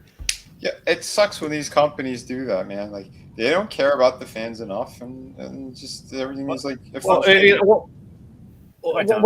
Once again, you're getting to the point though. This is Shifty. It kind of irritates me a little bit. I ain't gonna lie. This is the problem when people buy shit like this, where they know that there's defects. At Hasbro knows there's defects in these motherfuckers. So they don't give a shit to tell. They don't give a shit. They don't fucking care. And when people keep buying them and not saying anything, not returning them, and not giving a big giant FU, guess what? They're going to keep doing shit like this, and they're going to make more fuck ups like that because they're like, well, if they don't give a shit, why should we? And that's why, like me, Nope. If it's that bad right off, it's going right fucking back, and they can get a big giant FU. That Hacksaw Jim Duggan figure had a lot of itch. Well, I got it in the mail. He looked okay. It's just that the hair was improperly glued on it, so I had to take that back. And I found a decent one. I had no trouble with that. But this one, yeah, 3 of them all screwed up. I don't know. But El Matador and Bull Nakano, they're fine. They're perfect. All the ones I'm looking at on the shelves that I was considering buying, they look fine. I did have to replace that Coco Beware. I took it back and I found one that was at Walmart. But the problem with that one is somebody that was putting the figure in the box, they put it in the wrong way, and Frankie broke his tail. The bird broke his tail, so that was just a human error there. But yeah, there's issues in some of these figures. You think that humans packed it? That's so adorable. What? It's all machines that pack them, bro. Oh, okay. That's right. That's right. Our pig rage against the machine. That's me. Damn right. Well, but wait a minute. Y'all missed it. Name of Shifty said he was going to put him in the closet. So your crush is on crack and a homosexual. Sounds like a lot of wrestlers. Well, yeah. But I'll turn it over to somebody else. I have a quick unboxing in a little bit, and I do have the latest supposed final leak of the DC McFarlane figures, and there's some big changes. Looks like we're not getting some figures we thought we were. Some good big ones. Surprise. Right. Yeah. Well. Yeah, unfortunately, it looks like some ones we wanted. I saw it when they said it about the Hush line, when they canceled the Hush line, and then they started releasing like 2 of the figures and his random drops. I'm like, yeah, so other shit's gonna be canceled, and it sucks because I know we all wanted a certain one, and it looks like she ain't getting made. Hey, I got my 66, so I'm happy. Yeah. Nice. Okay, next. Well, do your boxing. I'll do my boxing. Well, I thought somebody else could go right now. I got to set my camera up first. So hold on, I see Adam's got stuff down here too. Yeah, because I got my boxing ready, so that's there why I you was go. like, yeah. I had unboxed.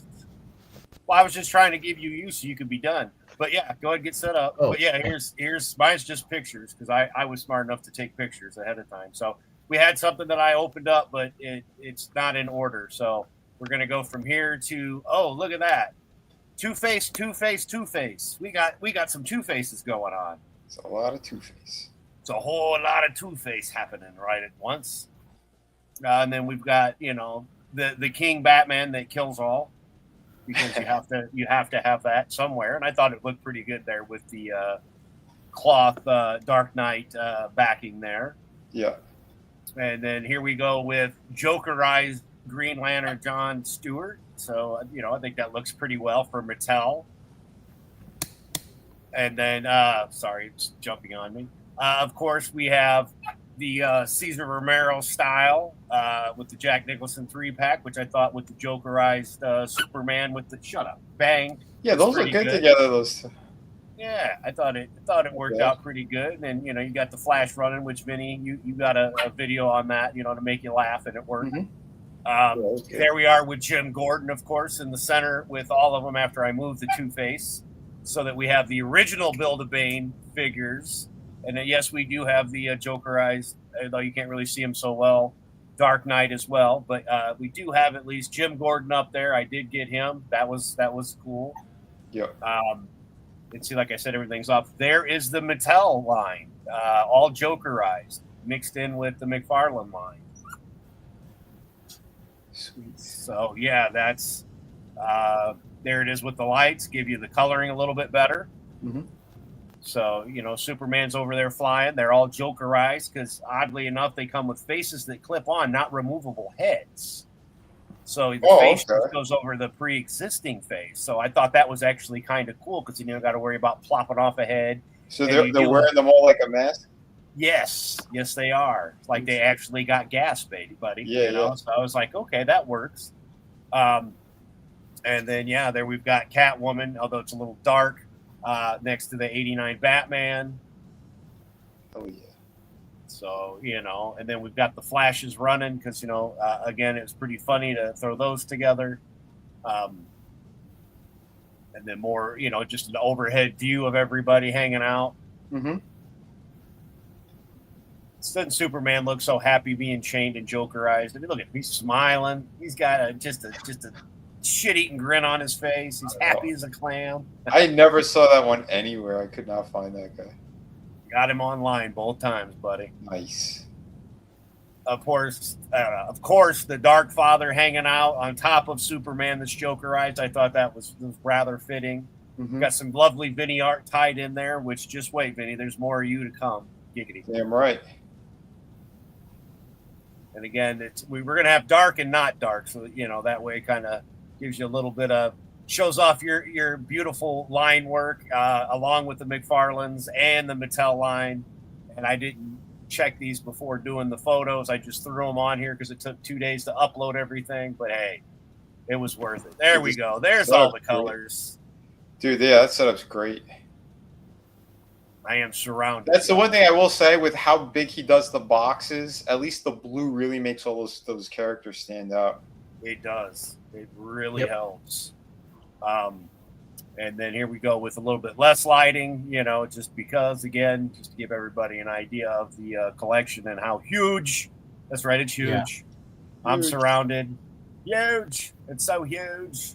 And you got to have the 66 Jokerized mobile in a couple shots. I got to squeeze it in a little bit here and there, a little everywhere. And they're just so happy to be here today on the show. Look at them. And I thought Robin sitting Jokerized next to the Joker from Mattel was a pretty good place to put him, just kind of hanging there. And then move the other Robin that's Jokerized back to the back. Like I said, I've been kind of changing stuff around a little bit, just to get it just perfect for this show. And then here you go. Here's what I'm looking at right now as I'm on the computer. That's quite a few McFarlanes, don't you think? Oh yeah. They're just hanging out. They got nothing better to do. There's Batman coming down to kick Man Bat in the head. And, like I said, it's just a little bit of crazy in the office. But we'll get to the Superman. They'll be coming up. There we go. See, there's what I was telling you, Vinny. I think that jawline on the center one, that's the McFarlane 2-pack I got for the Dark Knight. I liked that head better on that body with that jawline holding the Batman head from the Bane Batman 2-pack.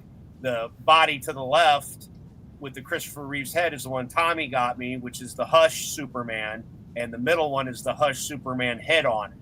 And then, of course, the third one is that Build-A-Figure line that had the long hair, and I couldn't stand it. So, I hate the long hair as well. The long hair sucks on Superman. For the Build-A-Dark side, and I was like, no, I don't like that face. The all red one's fine, but like the other one, I was like, no. And of course, that is why Zod, that Slasher got me, is holding the long hair version because I just could not stand that hair on the body. Like I said, it's fine on the red one. Here's a lighted up picture of it because, again, you got the white wash on the figure, which isn't bad. The cape does not have the Superman emblem on it, but it is a wired cape. So that was kind of cool. Okay. But, and then of course, up to the left, you've got him in the red. So, like I said, there you go. There he is in the all red. I was fine with the long hair and the all red. Plus, how are you going to change the head? So it kind of works out with the Batman with the maroon and all of that. Again, to each their own. There's Man Bat. You get a good shot of Man Bat there, hanging out for Batman to kick in the head with a wired cape. So, again, that line, I got the red figures for $15 each. That was a steal on eBay. And there we go. Look at that. There's a little bit of Vinnieart mixed in there. Can you see it? Where?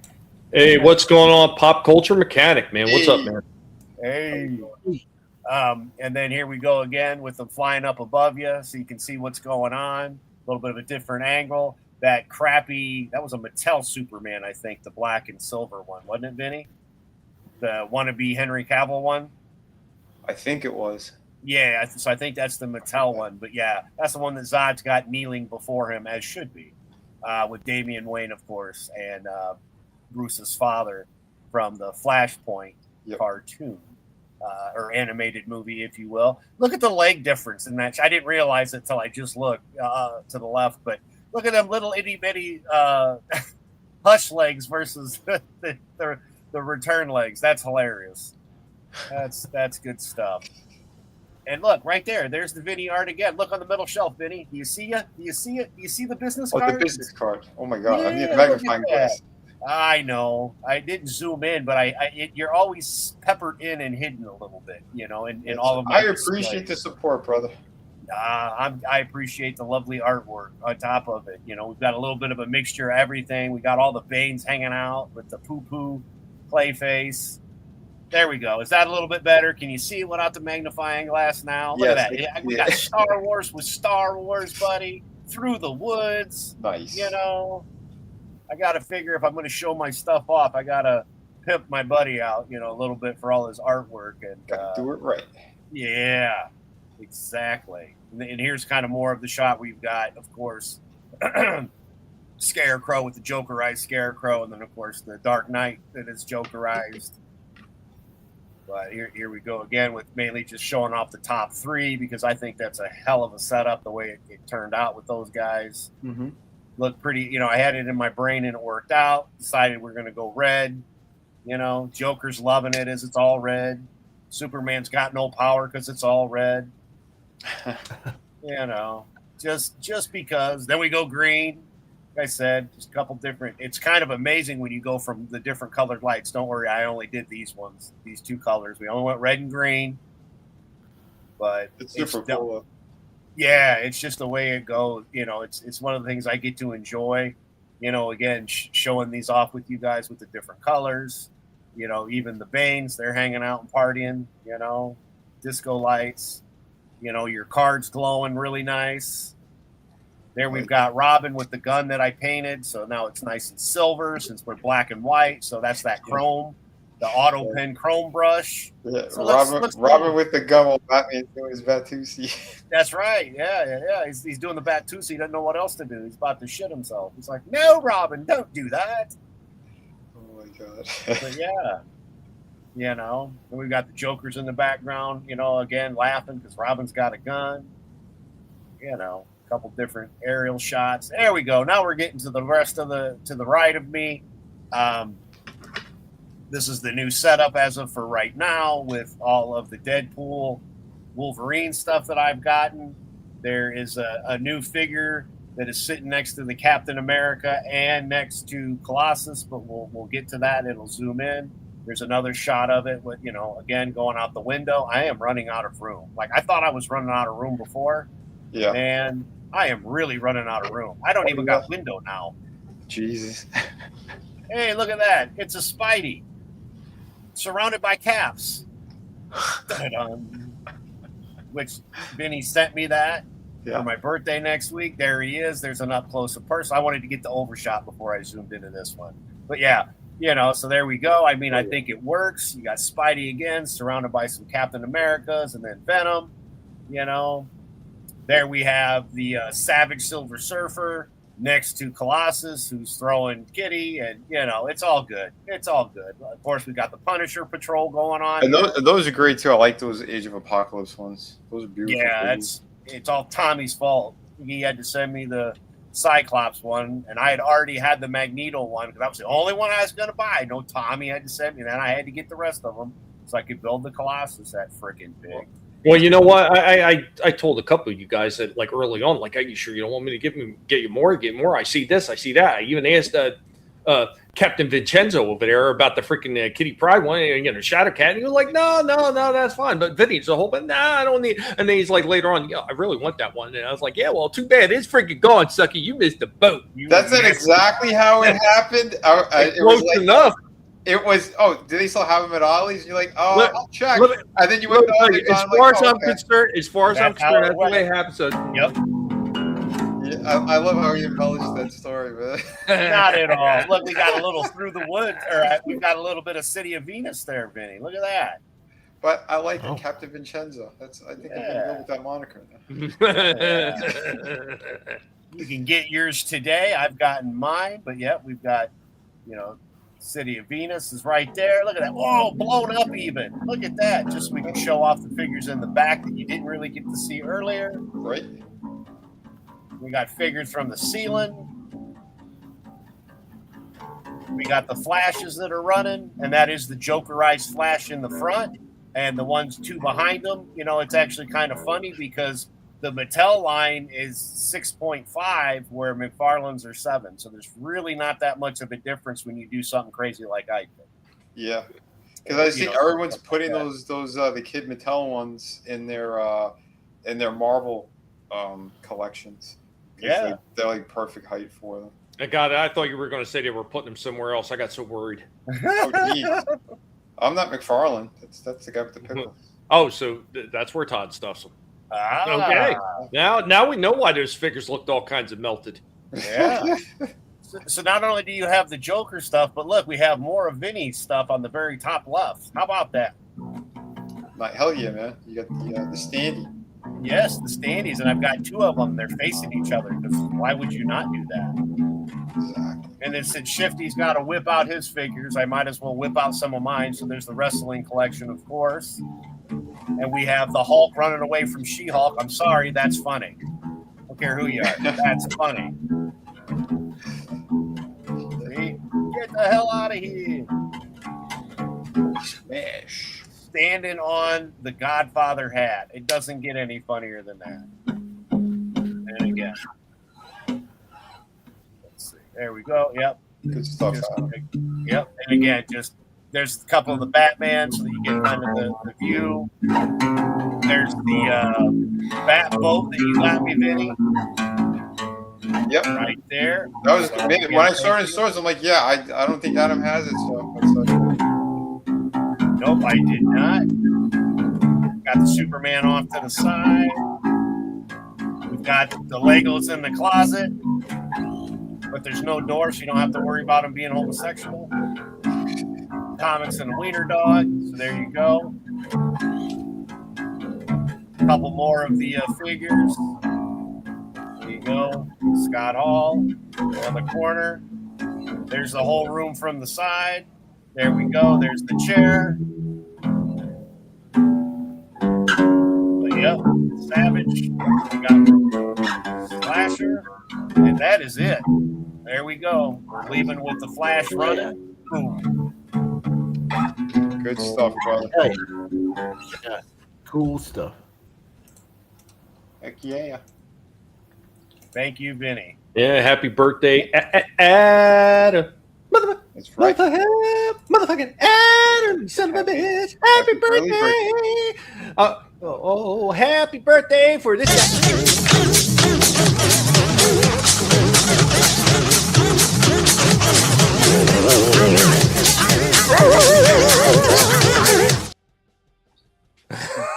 But it won't be till by next week's show. It will be my birthday on the 2nd. So I know. I know you know, but I was just saying so everybody knows. So it's kind of like this is the show before it. So that's why I want. But you know what? I feel like doing it right now. You son of a bitch. Exactly. You're gonna take it, and you're gonna like it. Exactly. No, I do, Mr. Pig. I'm trying to figure out the song I was playing. I know that, but I can't remember the name. Well, I don't. What the last one I was playing? If you're thinking of the last one, that was actually "Fade to Black" by Metallica. This one.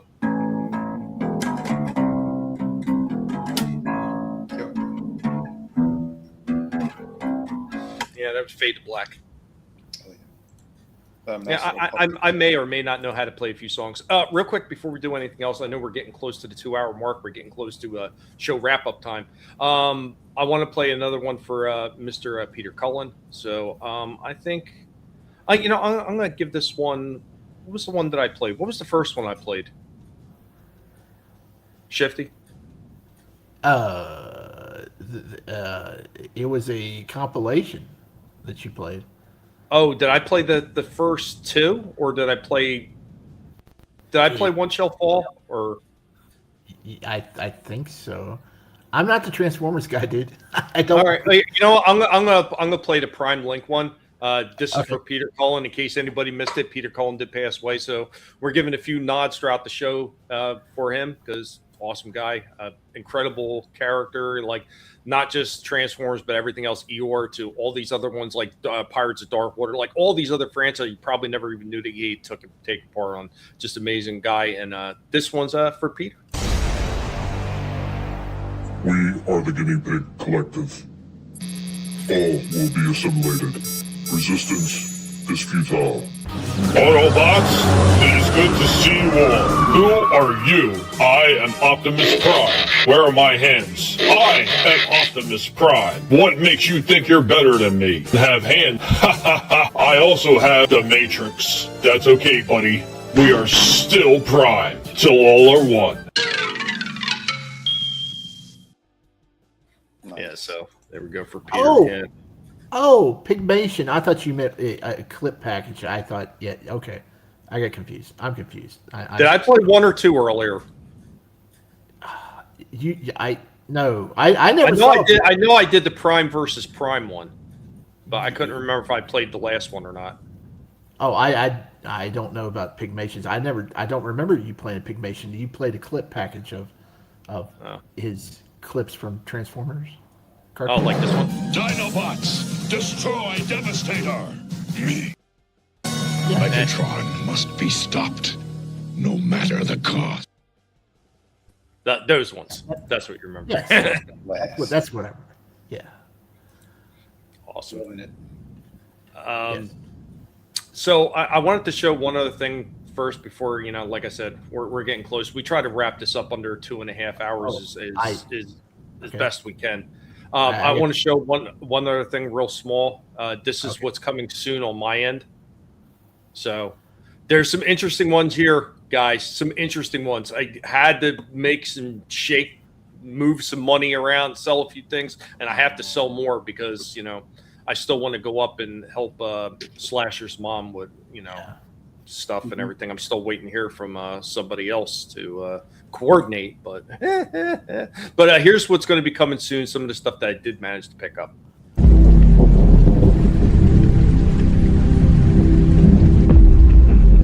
All right, guys, we've got a really quick coming soon. There's a lot to show off, a lot of stuff that's been building up in the back with a lot of purchases that we were able to kind of grab, which really didn't help our budget out much, but we kind of found a way. We sold some stuff off and everything. So what have we got coming up?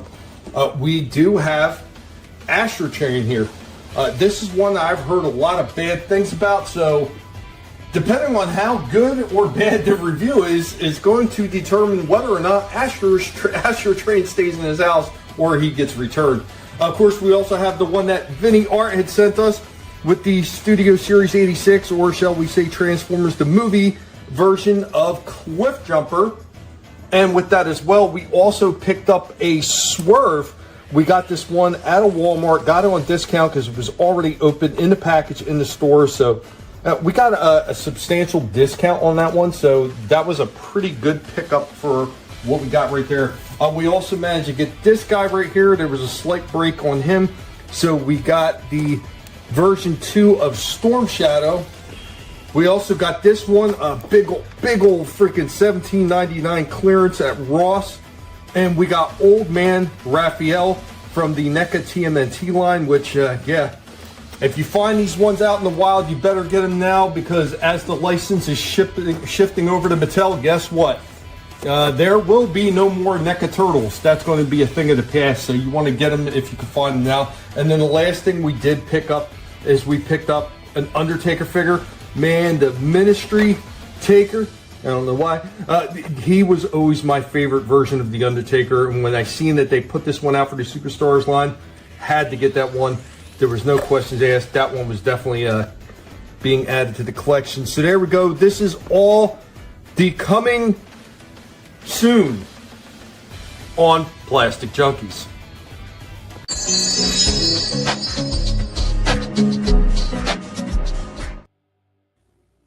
All right, and I have one more thing I want to show off. Now, I didn't include it in there because, well, I just didn't get around to it. So real quick, I'm going to put this up here, and I'm going to grab something else, and I'm going to show it off really quick with the camera. Just one more thing. This is a family show, Tommy. This is a family show. Go ahead, whip it. Grab it and show everyone. That was an awesome haul. That was. I don't want you in the shot. No, hey, listen. You fatty. But, That was a great haul. Bebop. Oh wow! Hell yeah! We also managed to get all Leonardo as Snake Eyes. He bought all of them. And he pulled the we Shifty got with the Flash and Storm Shadow. That's He right. almost Got pulled it. the full They Shifty. also had Mikey sitting there. They had Cobra Commander, and they had Oh. Raph as Roadblock. But at that point, I kind of I was well beyond what I could even reasonably afford, and technically the wife had to help me out. Well, wait a minute. Doesn't the wife still have 2 kidneys? I was a little bit spending above my my budget. Tommy, doesn't the wife still have 2 kidneys? You mean your allowance for the month? Because you gotta sell a kidney, right? But you were talking about how cool those they all look freaking awesome. Like, I haven't seen a stinker in a bunch, and I'm not that I hated Roadblock. I was just never a huge fan of Roadblock. But even that one looks really cool, the Raph one. But the Mikey as Shipwrecked, that looks phenomenal. Yeah. The only one I haven't seen in store, I haven't seen the Krang one. And what was the other one? Shit, what was the other one? Krang I don't and... know. But Dial Tone. Donatello. Yeah. But Tommy, what do you mean you're not a fan? I tell you what, Roblox's the man. Yeah, all that stuff. I'm sure he's cool.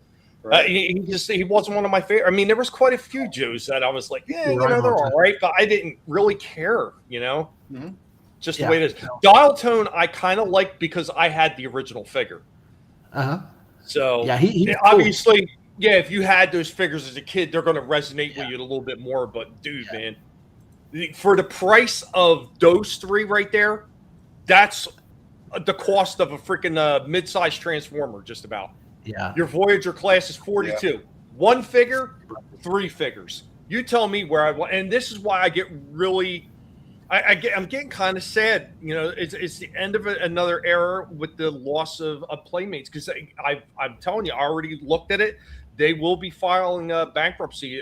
That's what all the reports are saying, that once this license for TMT is gone, they're done. They're gone. It's over. Wow. I didn't know that, man. Wow. That's fucking crazy. But that's what I got. So Shifty, I take it you're ready, sir. Wait. Before him, we got another minute and 20 seconds here. Hold on. Oh, okay. I want to show something that's coming up this week as well. Because these are pretty. Yeah. Drag it out just a little bit because I gotta load some stuff. Since everything involving Anakin Skywalker, for some reason, especially from the Revenge of the Sith. I don't like his soccer mom hair. I don't know why. It's everything just sells out. So I guess the character's still, no matter what, still super popular, which is great. Does look awesome, and I really, really enjoyed the other Star Wars ones that I got from them. So Blockies, they've been killing it. So apparently he's got 2 different portraits. That's pretty neat. So and I was at the comic shop.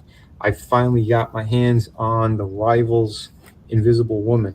So I'll be doing a breakdown of her as well.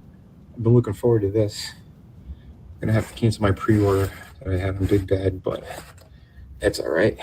So you got 2 really cool pickups, and he was only $14.97, and she was retail. So she was like, actually they gave it to me for a slight discount. Yeah, no, that's awesome though. 2 fantastic pieces. So we'll open these up and give a full breakdown. So stay tuned. Keep an eye out for those reviews. Remember to hit like and subscribe. We're coming at you soon. Hey guys. So here's the thing too with the Anakin one. Apparently everything that is involved with the Revenge of the Sith version, this version of him, good luck finding it. Like sold out everywhere. The Black Series figure, was it Gap? I forgot who it was. Or no, Soul Assassin. Yeah, we were talking about, I think, last time, and you said, you might as well get the Blockies one, and I wasn't sure about it either. And then I saw someone did a review, and I didn't even know it was Zap, to be quite honest. And I was like, it does look really good. It looks a lot better than what they did here in this digital render.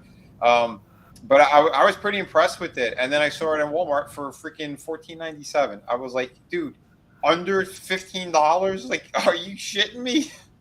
So yeah, I snatched it up because online he's going for like freaking $35. This one, I'm like, it's a model kit. Like, what? I don't understand why are the prices shooting up like that? But he's in demand. Same thing with Invisible Woman. If you can't find her, the online shit she's starting at like $30 in most places. Yeah, because even their website, it's $20, and then you go ahead and you try to put the shipping in, it's like you're paying like $32. I'm like, I ain't doing that. Well, that's why you gotta work the system. You gotta order two and then take one back, and then.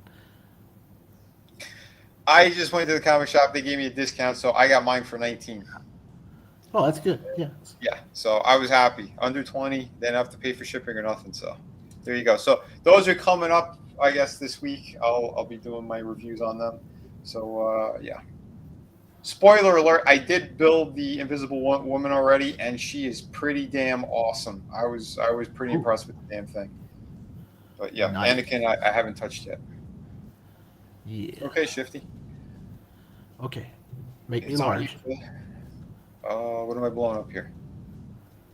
Me? The list? You're gonna blow up Shifty. No, me. Blow up me. Me. Not the list. One second. Yeah, you heard him. Blow him up. Blow him up. Yeah, blow me up. What? Why can't you blow him up, Vinny? Tommy, you got to send me a couple of those fancy fireworks you got. Okay. I just pulled off the plastic, so it is a true unboxing. I just pulled off the plastic. Oh, now this is a nice blue case. $30. Usually I got it for $8 after discounts and clearance prices and all that good stuff at GameStop. It's Game of Thrones Frostbite Edition Night King. It's 3,350 pieces. The back is nice. Really nice shot. I really wish this was lenticular though, because it would make him pop out from that background. You think I was going to spend another 3 cents for packaging? Get out of here. You can't see the figure or anything. So this is the first time. I haven't even looked at this online, so I don't know what it looks like. Oh, okay. Now how do I open this?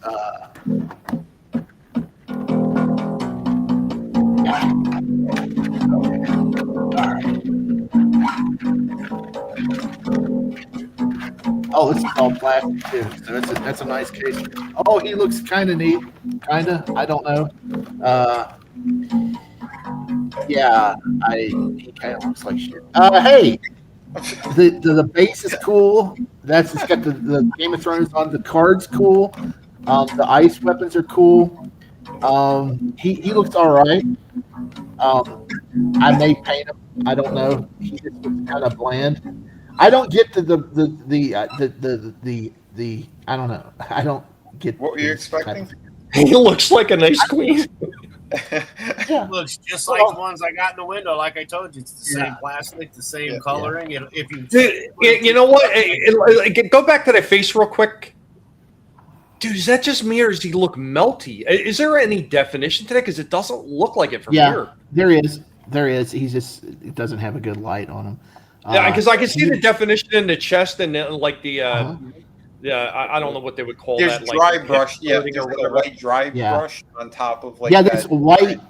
He's blue plastic, but he's got like white like dry brushing on him.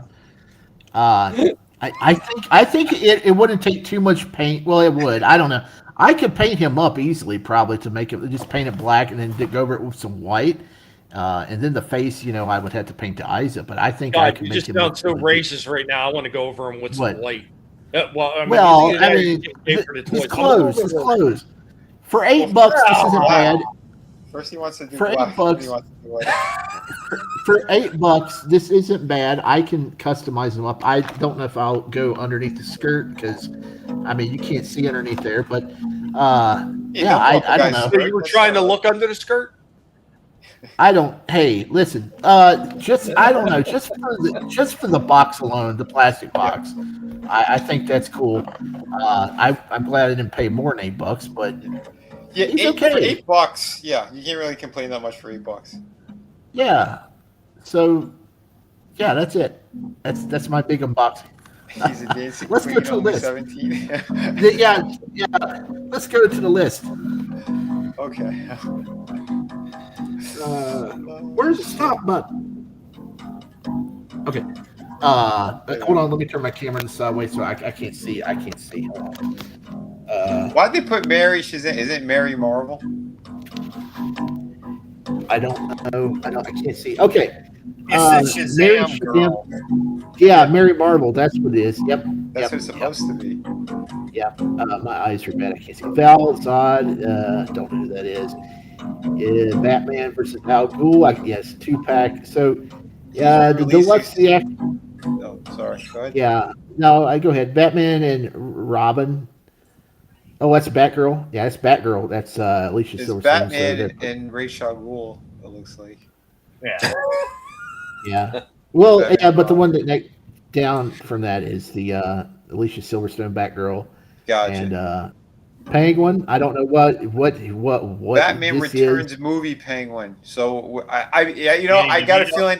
I know what it's going to be. It's going to be the Danny DeVito who came with the big rubber ducky. This time it's going to be single carded. The stupid pajama version. Watch. Yep. Okay. What's up, Frankie? If you look at that screen, you'll find snowballs. Batman Returns movie Batman. This is probably where he pulls his mask off. Probably. Okay. I would think. Batman from Kryptonite. I have no idea what that is. Halloween Batman. I have no idea what that is. Oh, the long Halloween. Maybe it's the long. Halloween. Maybe. Yeah, maybe. That would be. But that's basically the same look as with slightly different colors. The Japanese one, right? Yeah, that just came out. Listen, this is classic Todd. We're just going to re-release things with a slightly different paint job. Okay, then you got 2 unnamed Batmans. Thanks, Leaker. Justice League movie. Bruce Wayne. I don't. That's Matt Fleck. I got him reserved, so I think he may just come with suit. I don't know, but it doesn't really tell. You got the Absolute line. Who cares? Oh, I know a lot of people care, but I don't care. The Absolute line. I'm not crazy about any of those designs. Are these official from McFarlane, or is this just guesses again? This is another leaked list. The same. So it's not official. Well, it's the same people who leaked the other list that came out, and like 95% of that list came out. Yeah. So. That's why I don't waste time on this shit, because it's all you don't know until you know. Well, yeah, but most of them, all those figures came out, so Batman from Krypton. Oh, okay, this is a repeat of most of it. Page Punchers. We got Adventure Joker. I don't know what that is. Adventure Batman, Lanterns. I don't know what that is either. Green Lantern stuff.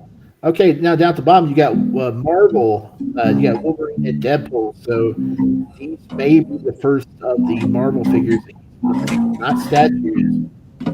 Marvel figures. Everyone. A little hard to hear. Everyone.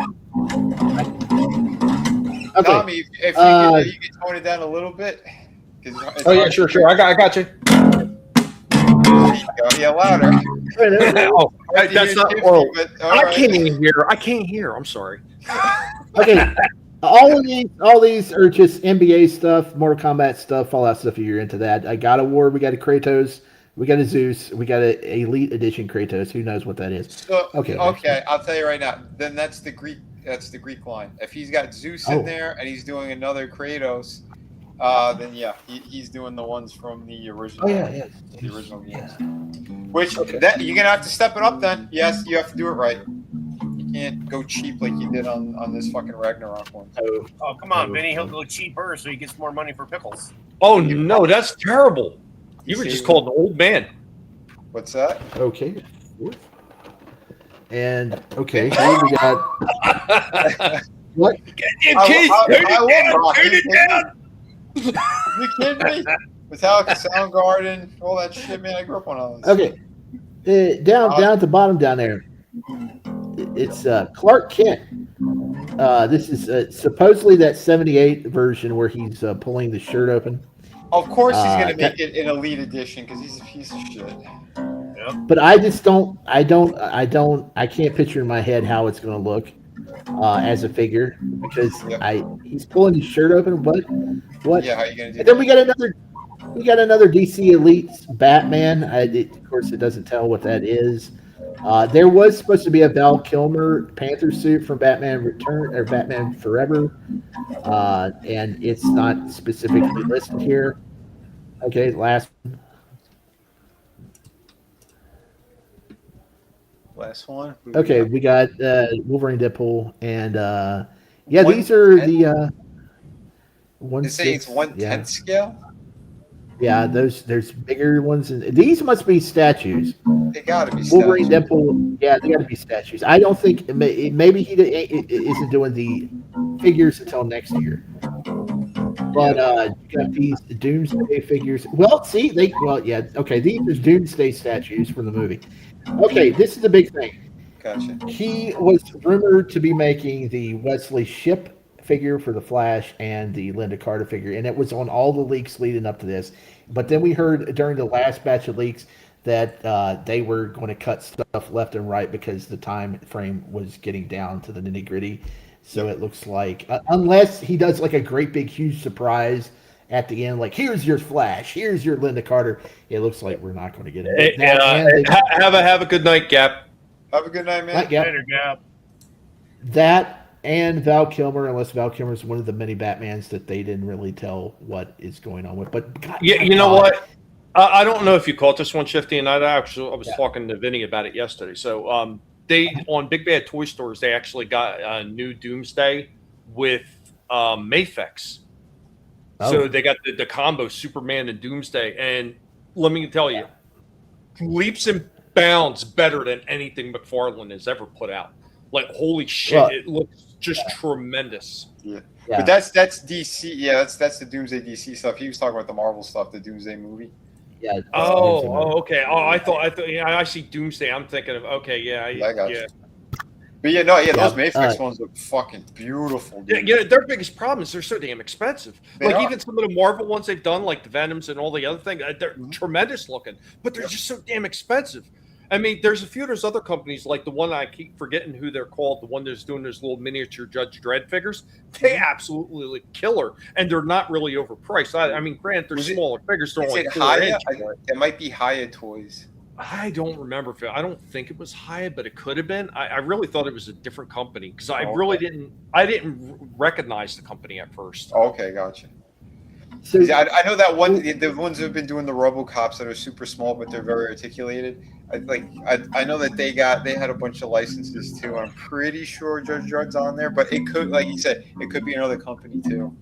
Not just you mentioned it, it's kind of ringing some bells, but yeah, we'd have to look it up. I'm going to try to look at it right now. Okay. So what we can gather here is, like I said, we're not going to get the stuff supposedly that we're looking forward to. And in a year where they've already released like 20 different Batmans, we've got like another 10 Batmans coming out. It's nuts. Somebody worked the numbers on all the McFarlanes from like 2020 all the way up to now, and they said only like 6% of the line were female characters, and he's released over 300 Batman figures since he got the line. So wow, yeah. That's not surprised, but I mean, anything can change. That's the thing. Like I said the last time you did this, you never know because this is just leaked shit until it's confirmed. I mean, we know because we get the emails what's coming. Mm-hmm. Yeah, but so it's all speculation. But it's like I'm telling you though, it's been solid. It's been super solid. These lists. Yeah, they haven't been one at a time. Fuck, man, you guys are going over each other. I don't remember. Thank you, Adam. I don't remember it being that solid because we got the 66. Half the ones you're naming off that they might not do now, we don't know because the year's not up. We're only in August. Oh, it is Haya Toys. It is okay. Yeah, because I got them saved to my wish list. So sorry. Gotcha. Go ahead. You know, but Adam, the old list, I went back and I went and checked off all the ones that had came out, and it was almost near, exact. The only ones that hadn't been checked off are the ones that are on this list that's supposed to be coming out here soon. Still haven't So seen those- the 2-pack with the car with 66, all 3 of them No. together. That's what I Like mean. I There's a said- lot of stuff. We just got Well- the 66 Batman and Robin that's Yeah. launching in September. But the last leaks, they said they were cutting stuff because they were running so close to the due date of when they have to. get In it up. fact, for those who don't know as well, certain Walmarts, they're not carrying any more of the McFarlane shit. Period. Just the Marvel really? stuff. The DC Mine one, yeah. had- Yes, mine? I was talking to the employee over there, and he says that because we're not getting any shipments of any of the stuff that's coming out right now. Because there's other people who come in looking for toy hunts, and they have like the barcodes and shit. They're not in the system at all, and like these are like ones that should have been out for at least a month and a half, 2 months, and they got no word whatsoever. It said it looks like they're not bringing them in anymore in that section. Because there was word that with his other licenses that they were going to start to put it in the regular toy aisle, and they said that ain't happening either right now. So I don't know what the hell's going on. Well, I'm here the exact opposite of mine because we've been getting them left and right. The new ones, every time the new waves come out, they get them and they sell them out like in hotcakes. And I've seen pictures on the Reddit where they're getting them in still. And it's weird though. I hate to say it, but I don't know if it's because he's black or because people has it in for Billy D. Williams, because you always see Lando figures everywhere sitting on the shelves. Well, listen, my Walmart has had the Two-Face Billy D. Williams figures sitting there for like 3 weeks. Nobody's bought them. It's regional. It's regional then, because over here he completely you couldn't find. If you didn't pre-order them, you couldn't get them. Yep. What's going on, Canadian Spider-Man? What's up? Yeah, people in my neck of the woods, they don't like Billy D. That's a shame. You should get them and sell them online. Yeah. Well, Canadian Spider. Hello, welcome, chap. You like plastic? You like Japanese plastic? And hit the button. Oh, I was thinking about Battleship Yamato. You sick bastards. I actually have a mini model in the back. I got to find it where I stuffed the damn thing, dig it out, and put it together. But Tommy, what are you guys, doing with all that stuffing? We are clearly near the end of the budget for the show. We get ready to run out of here. Before we do, I got one small thing I got to show off for the toy hunt, and interesting stuff that I've seen this time. Granted, this one is actually like a week or so old, so it's a little bit behind schedule, but there has been here and there a few stock ups that's been happening. So let's check it out real quick.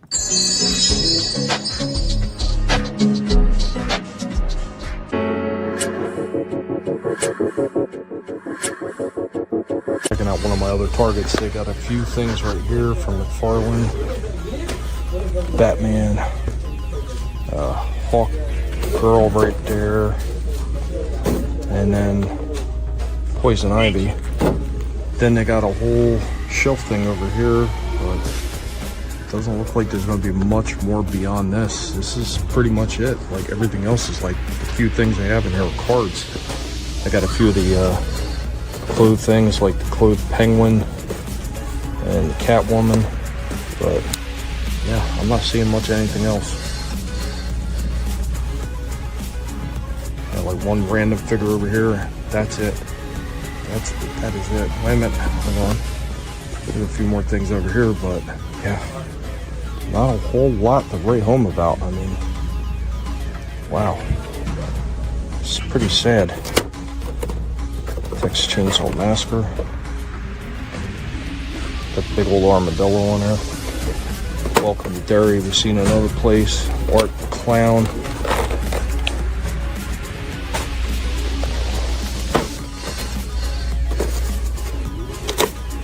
Oh, this is the bloody version.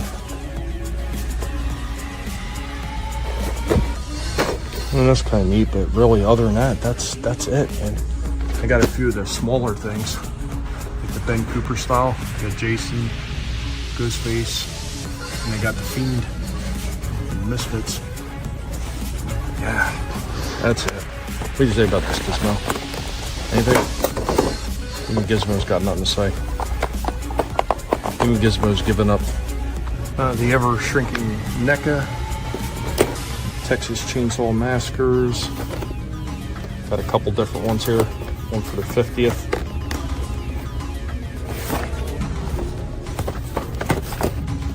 Halloween Ends. Back here, Ultimate Michael and the regular Halloween. Friday 13th, Dracula.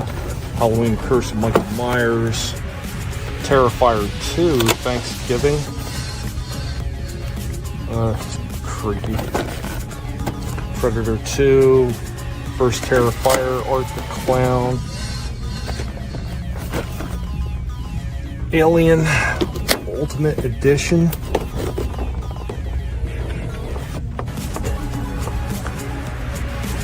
Interesting.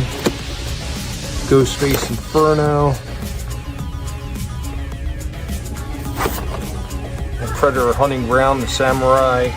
And Savini Jason as well.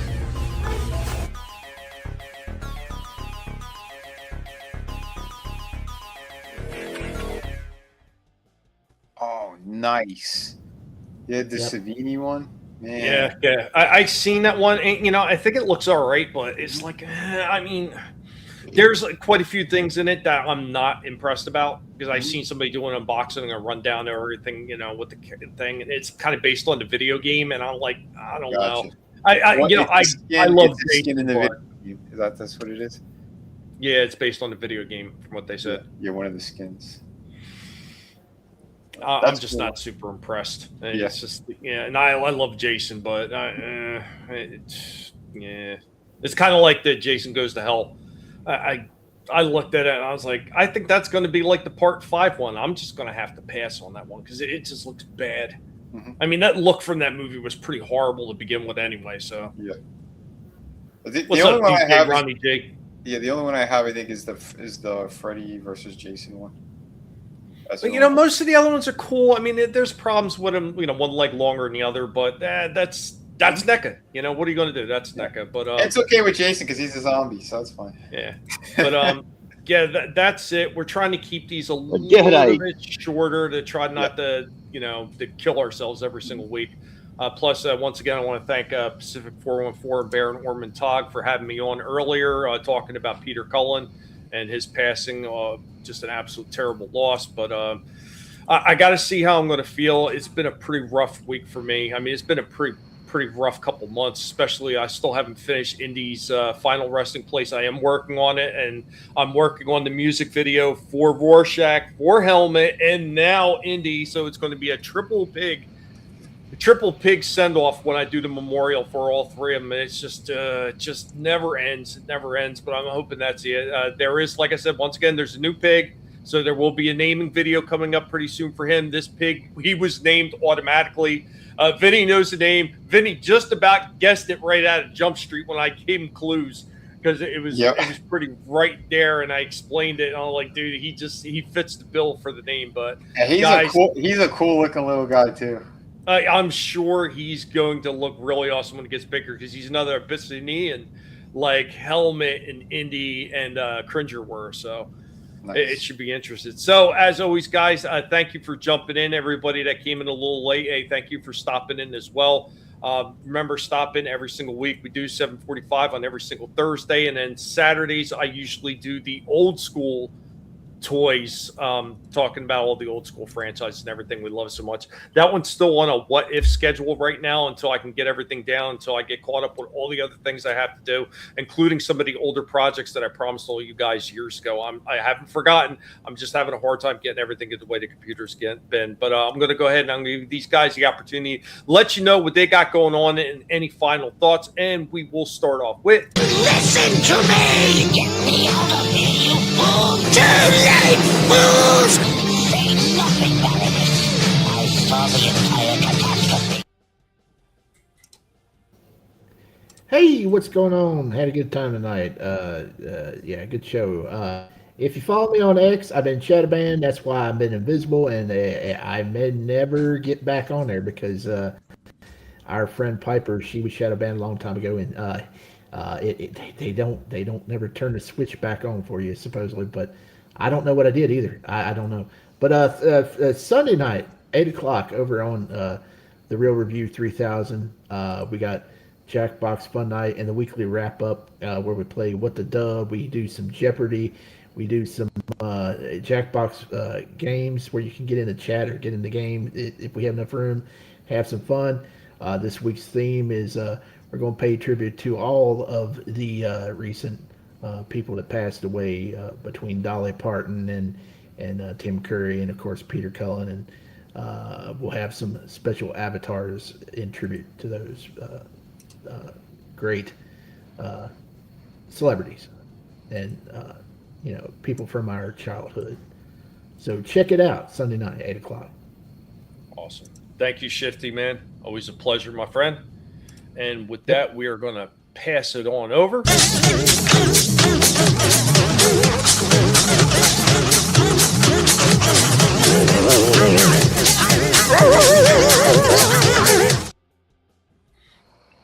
Just waiting on the eclipse of the moon. Supposed to be red, kind of fitting losing Peter Cullen. So that's what I'll be doing tonight. And other than that, had a blast. Thank you, Tommy.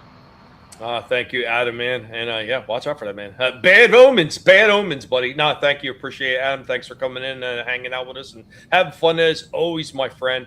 And I am going to pass it on over next to... Not bad for an old-timer. Old-timer.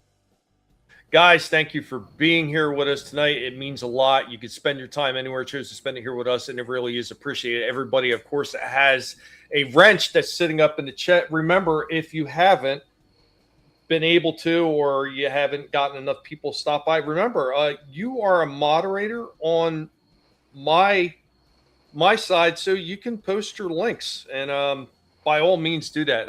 DJ Ronnie G, I seen you weren't, and I thought you were, but that has been corrected. You will also have a wrench. This way, hopefully, you don't get silenced as much on my chat by YouTube because they're a bunch of no good cork suckers, sons of bitches. But thank you for being here. Remember, guys, never let anybody tell you what you can and can't say, what you should or should not think is your silence, and your compliance gives consent. And we won't stand for that kind of behavior around here. But we hope you had fun. We hope you were able to escape some of the bitterness and the nastiness that we go through our every single day, because it's all about having fun when we're having these toy streams. And every stream I'm on, I try to have as much fun as possible, because being miserable and wallowing in it, it just makes you pathetic. And there's not enough time in the world to just waste your life away doing that kind of shit. But thank you again for being here. Everybody that's watching on the replay, thank you for spending your time here as well. Remember, every single comment and every thumbs up actually helps us beat YouTube and their bullshit algorithm and everything they're pulling. And everybody has a channel. Be careful. YouTube, once again, and I've been talking about it for years, they always go on these war paths. They're on the war path once again because they're trying to cut all the little guys out again, because they think that they could do everything on this platform without all of us. All of us that are smaller creators, or all of us that are watching. Guess what, YouTube, you dumb fuckwits.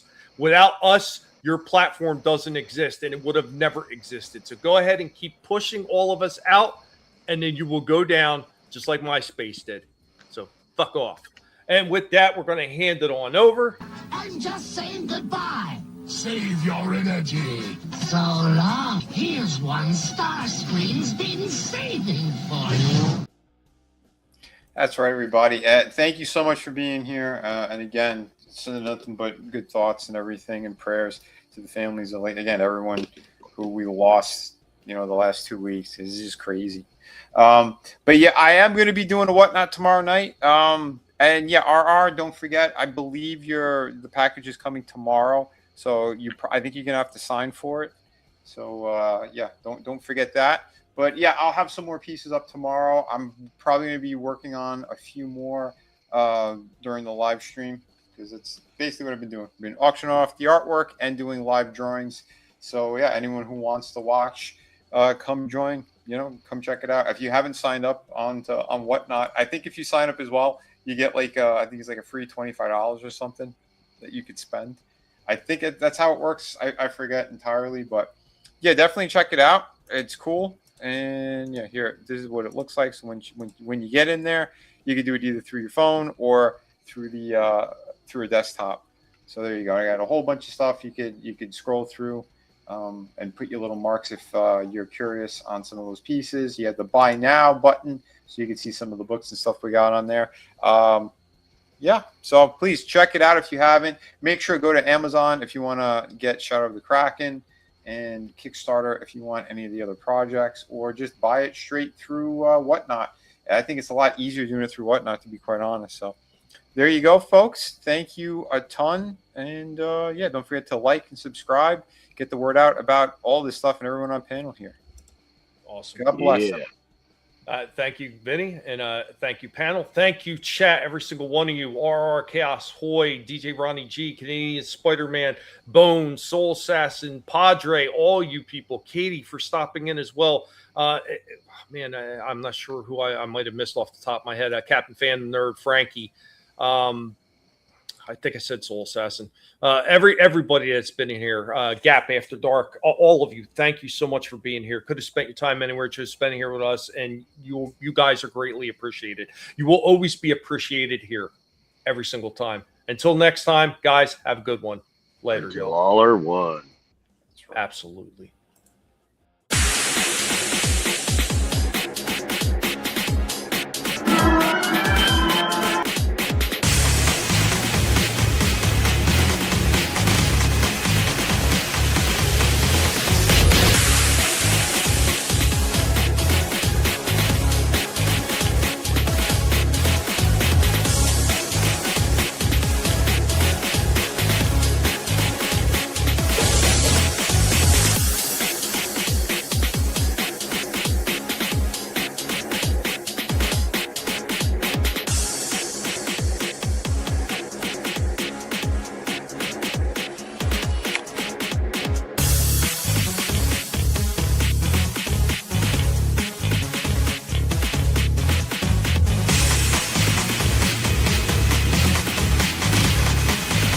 You better run, Mojito. You what?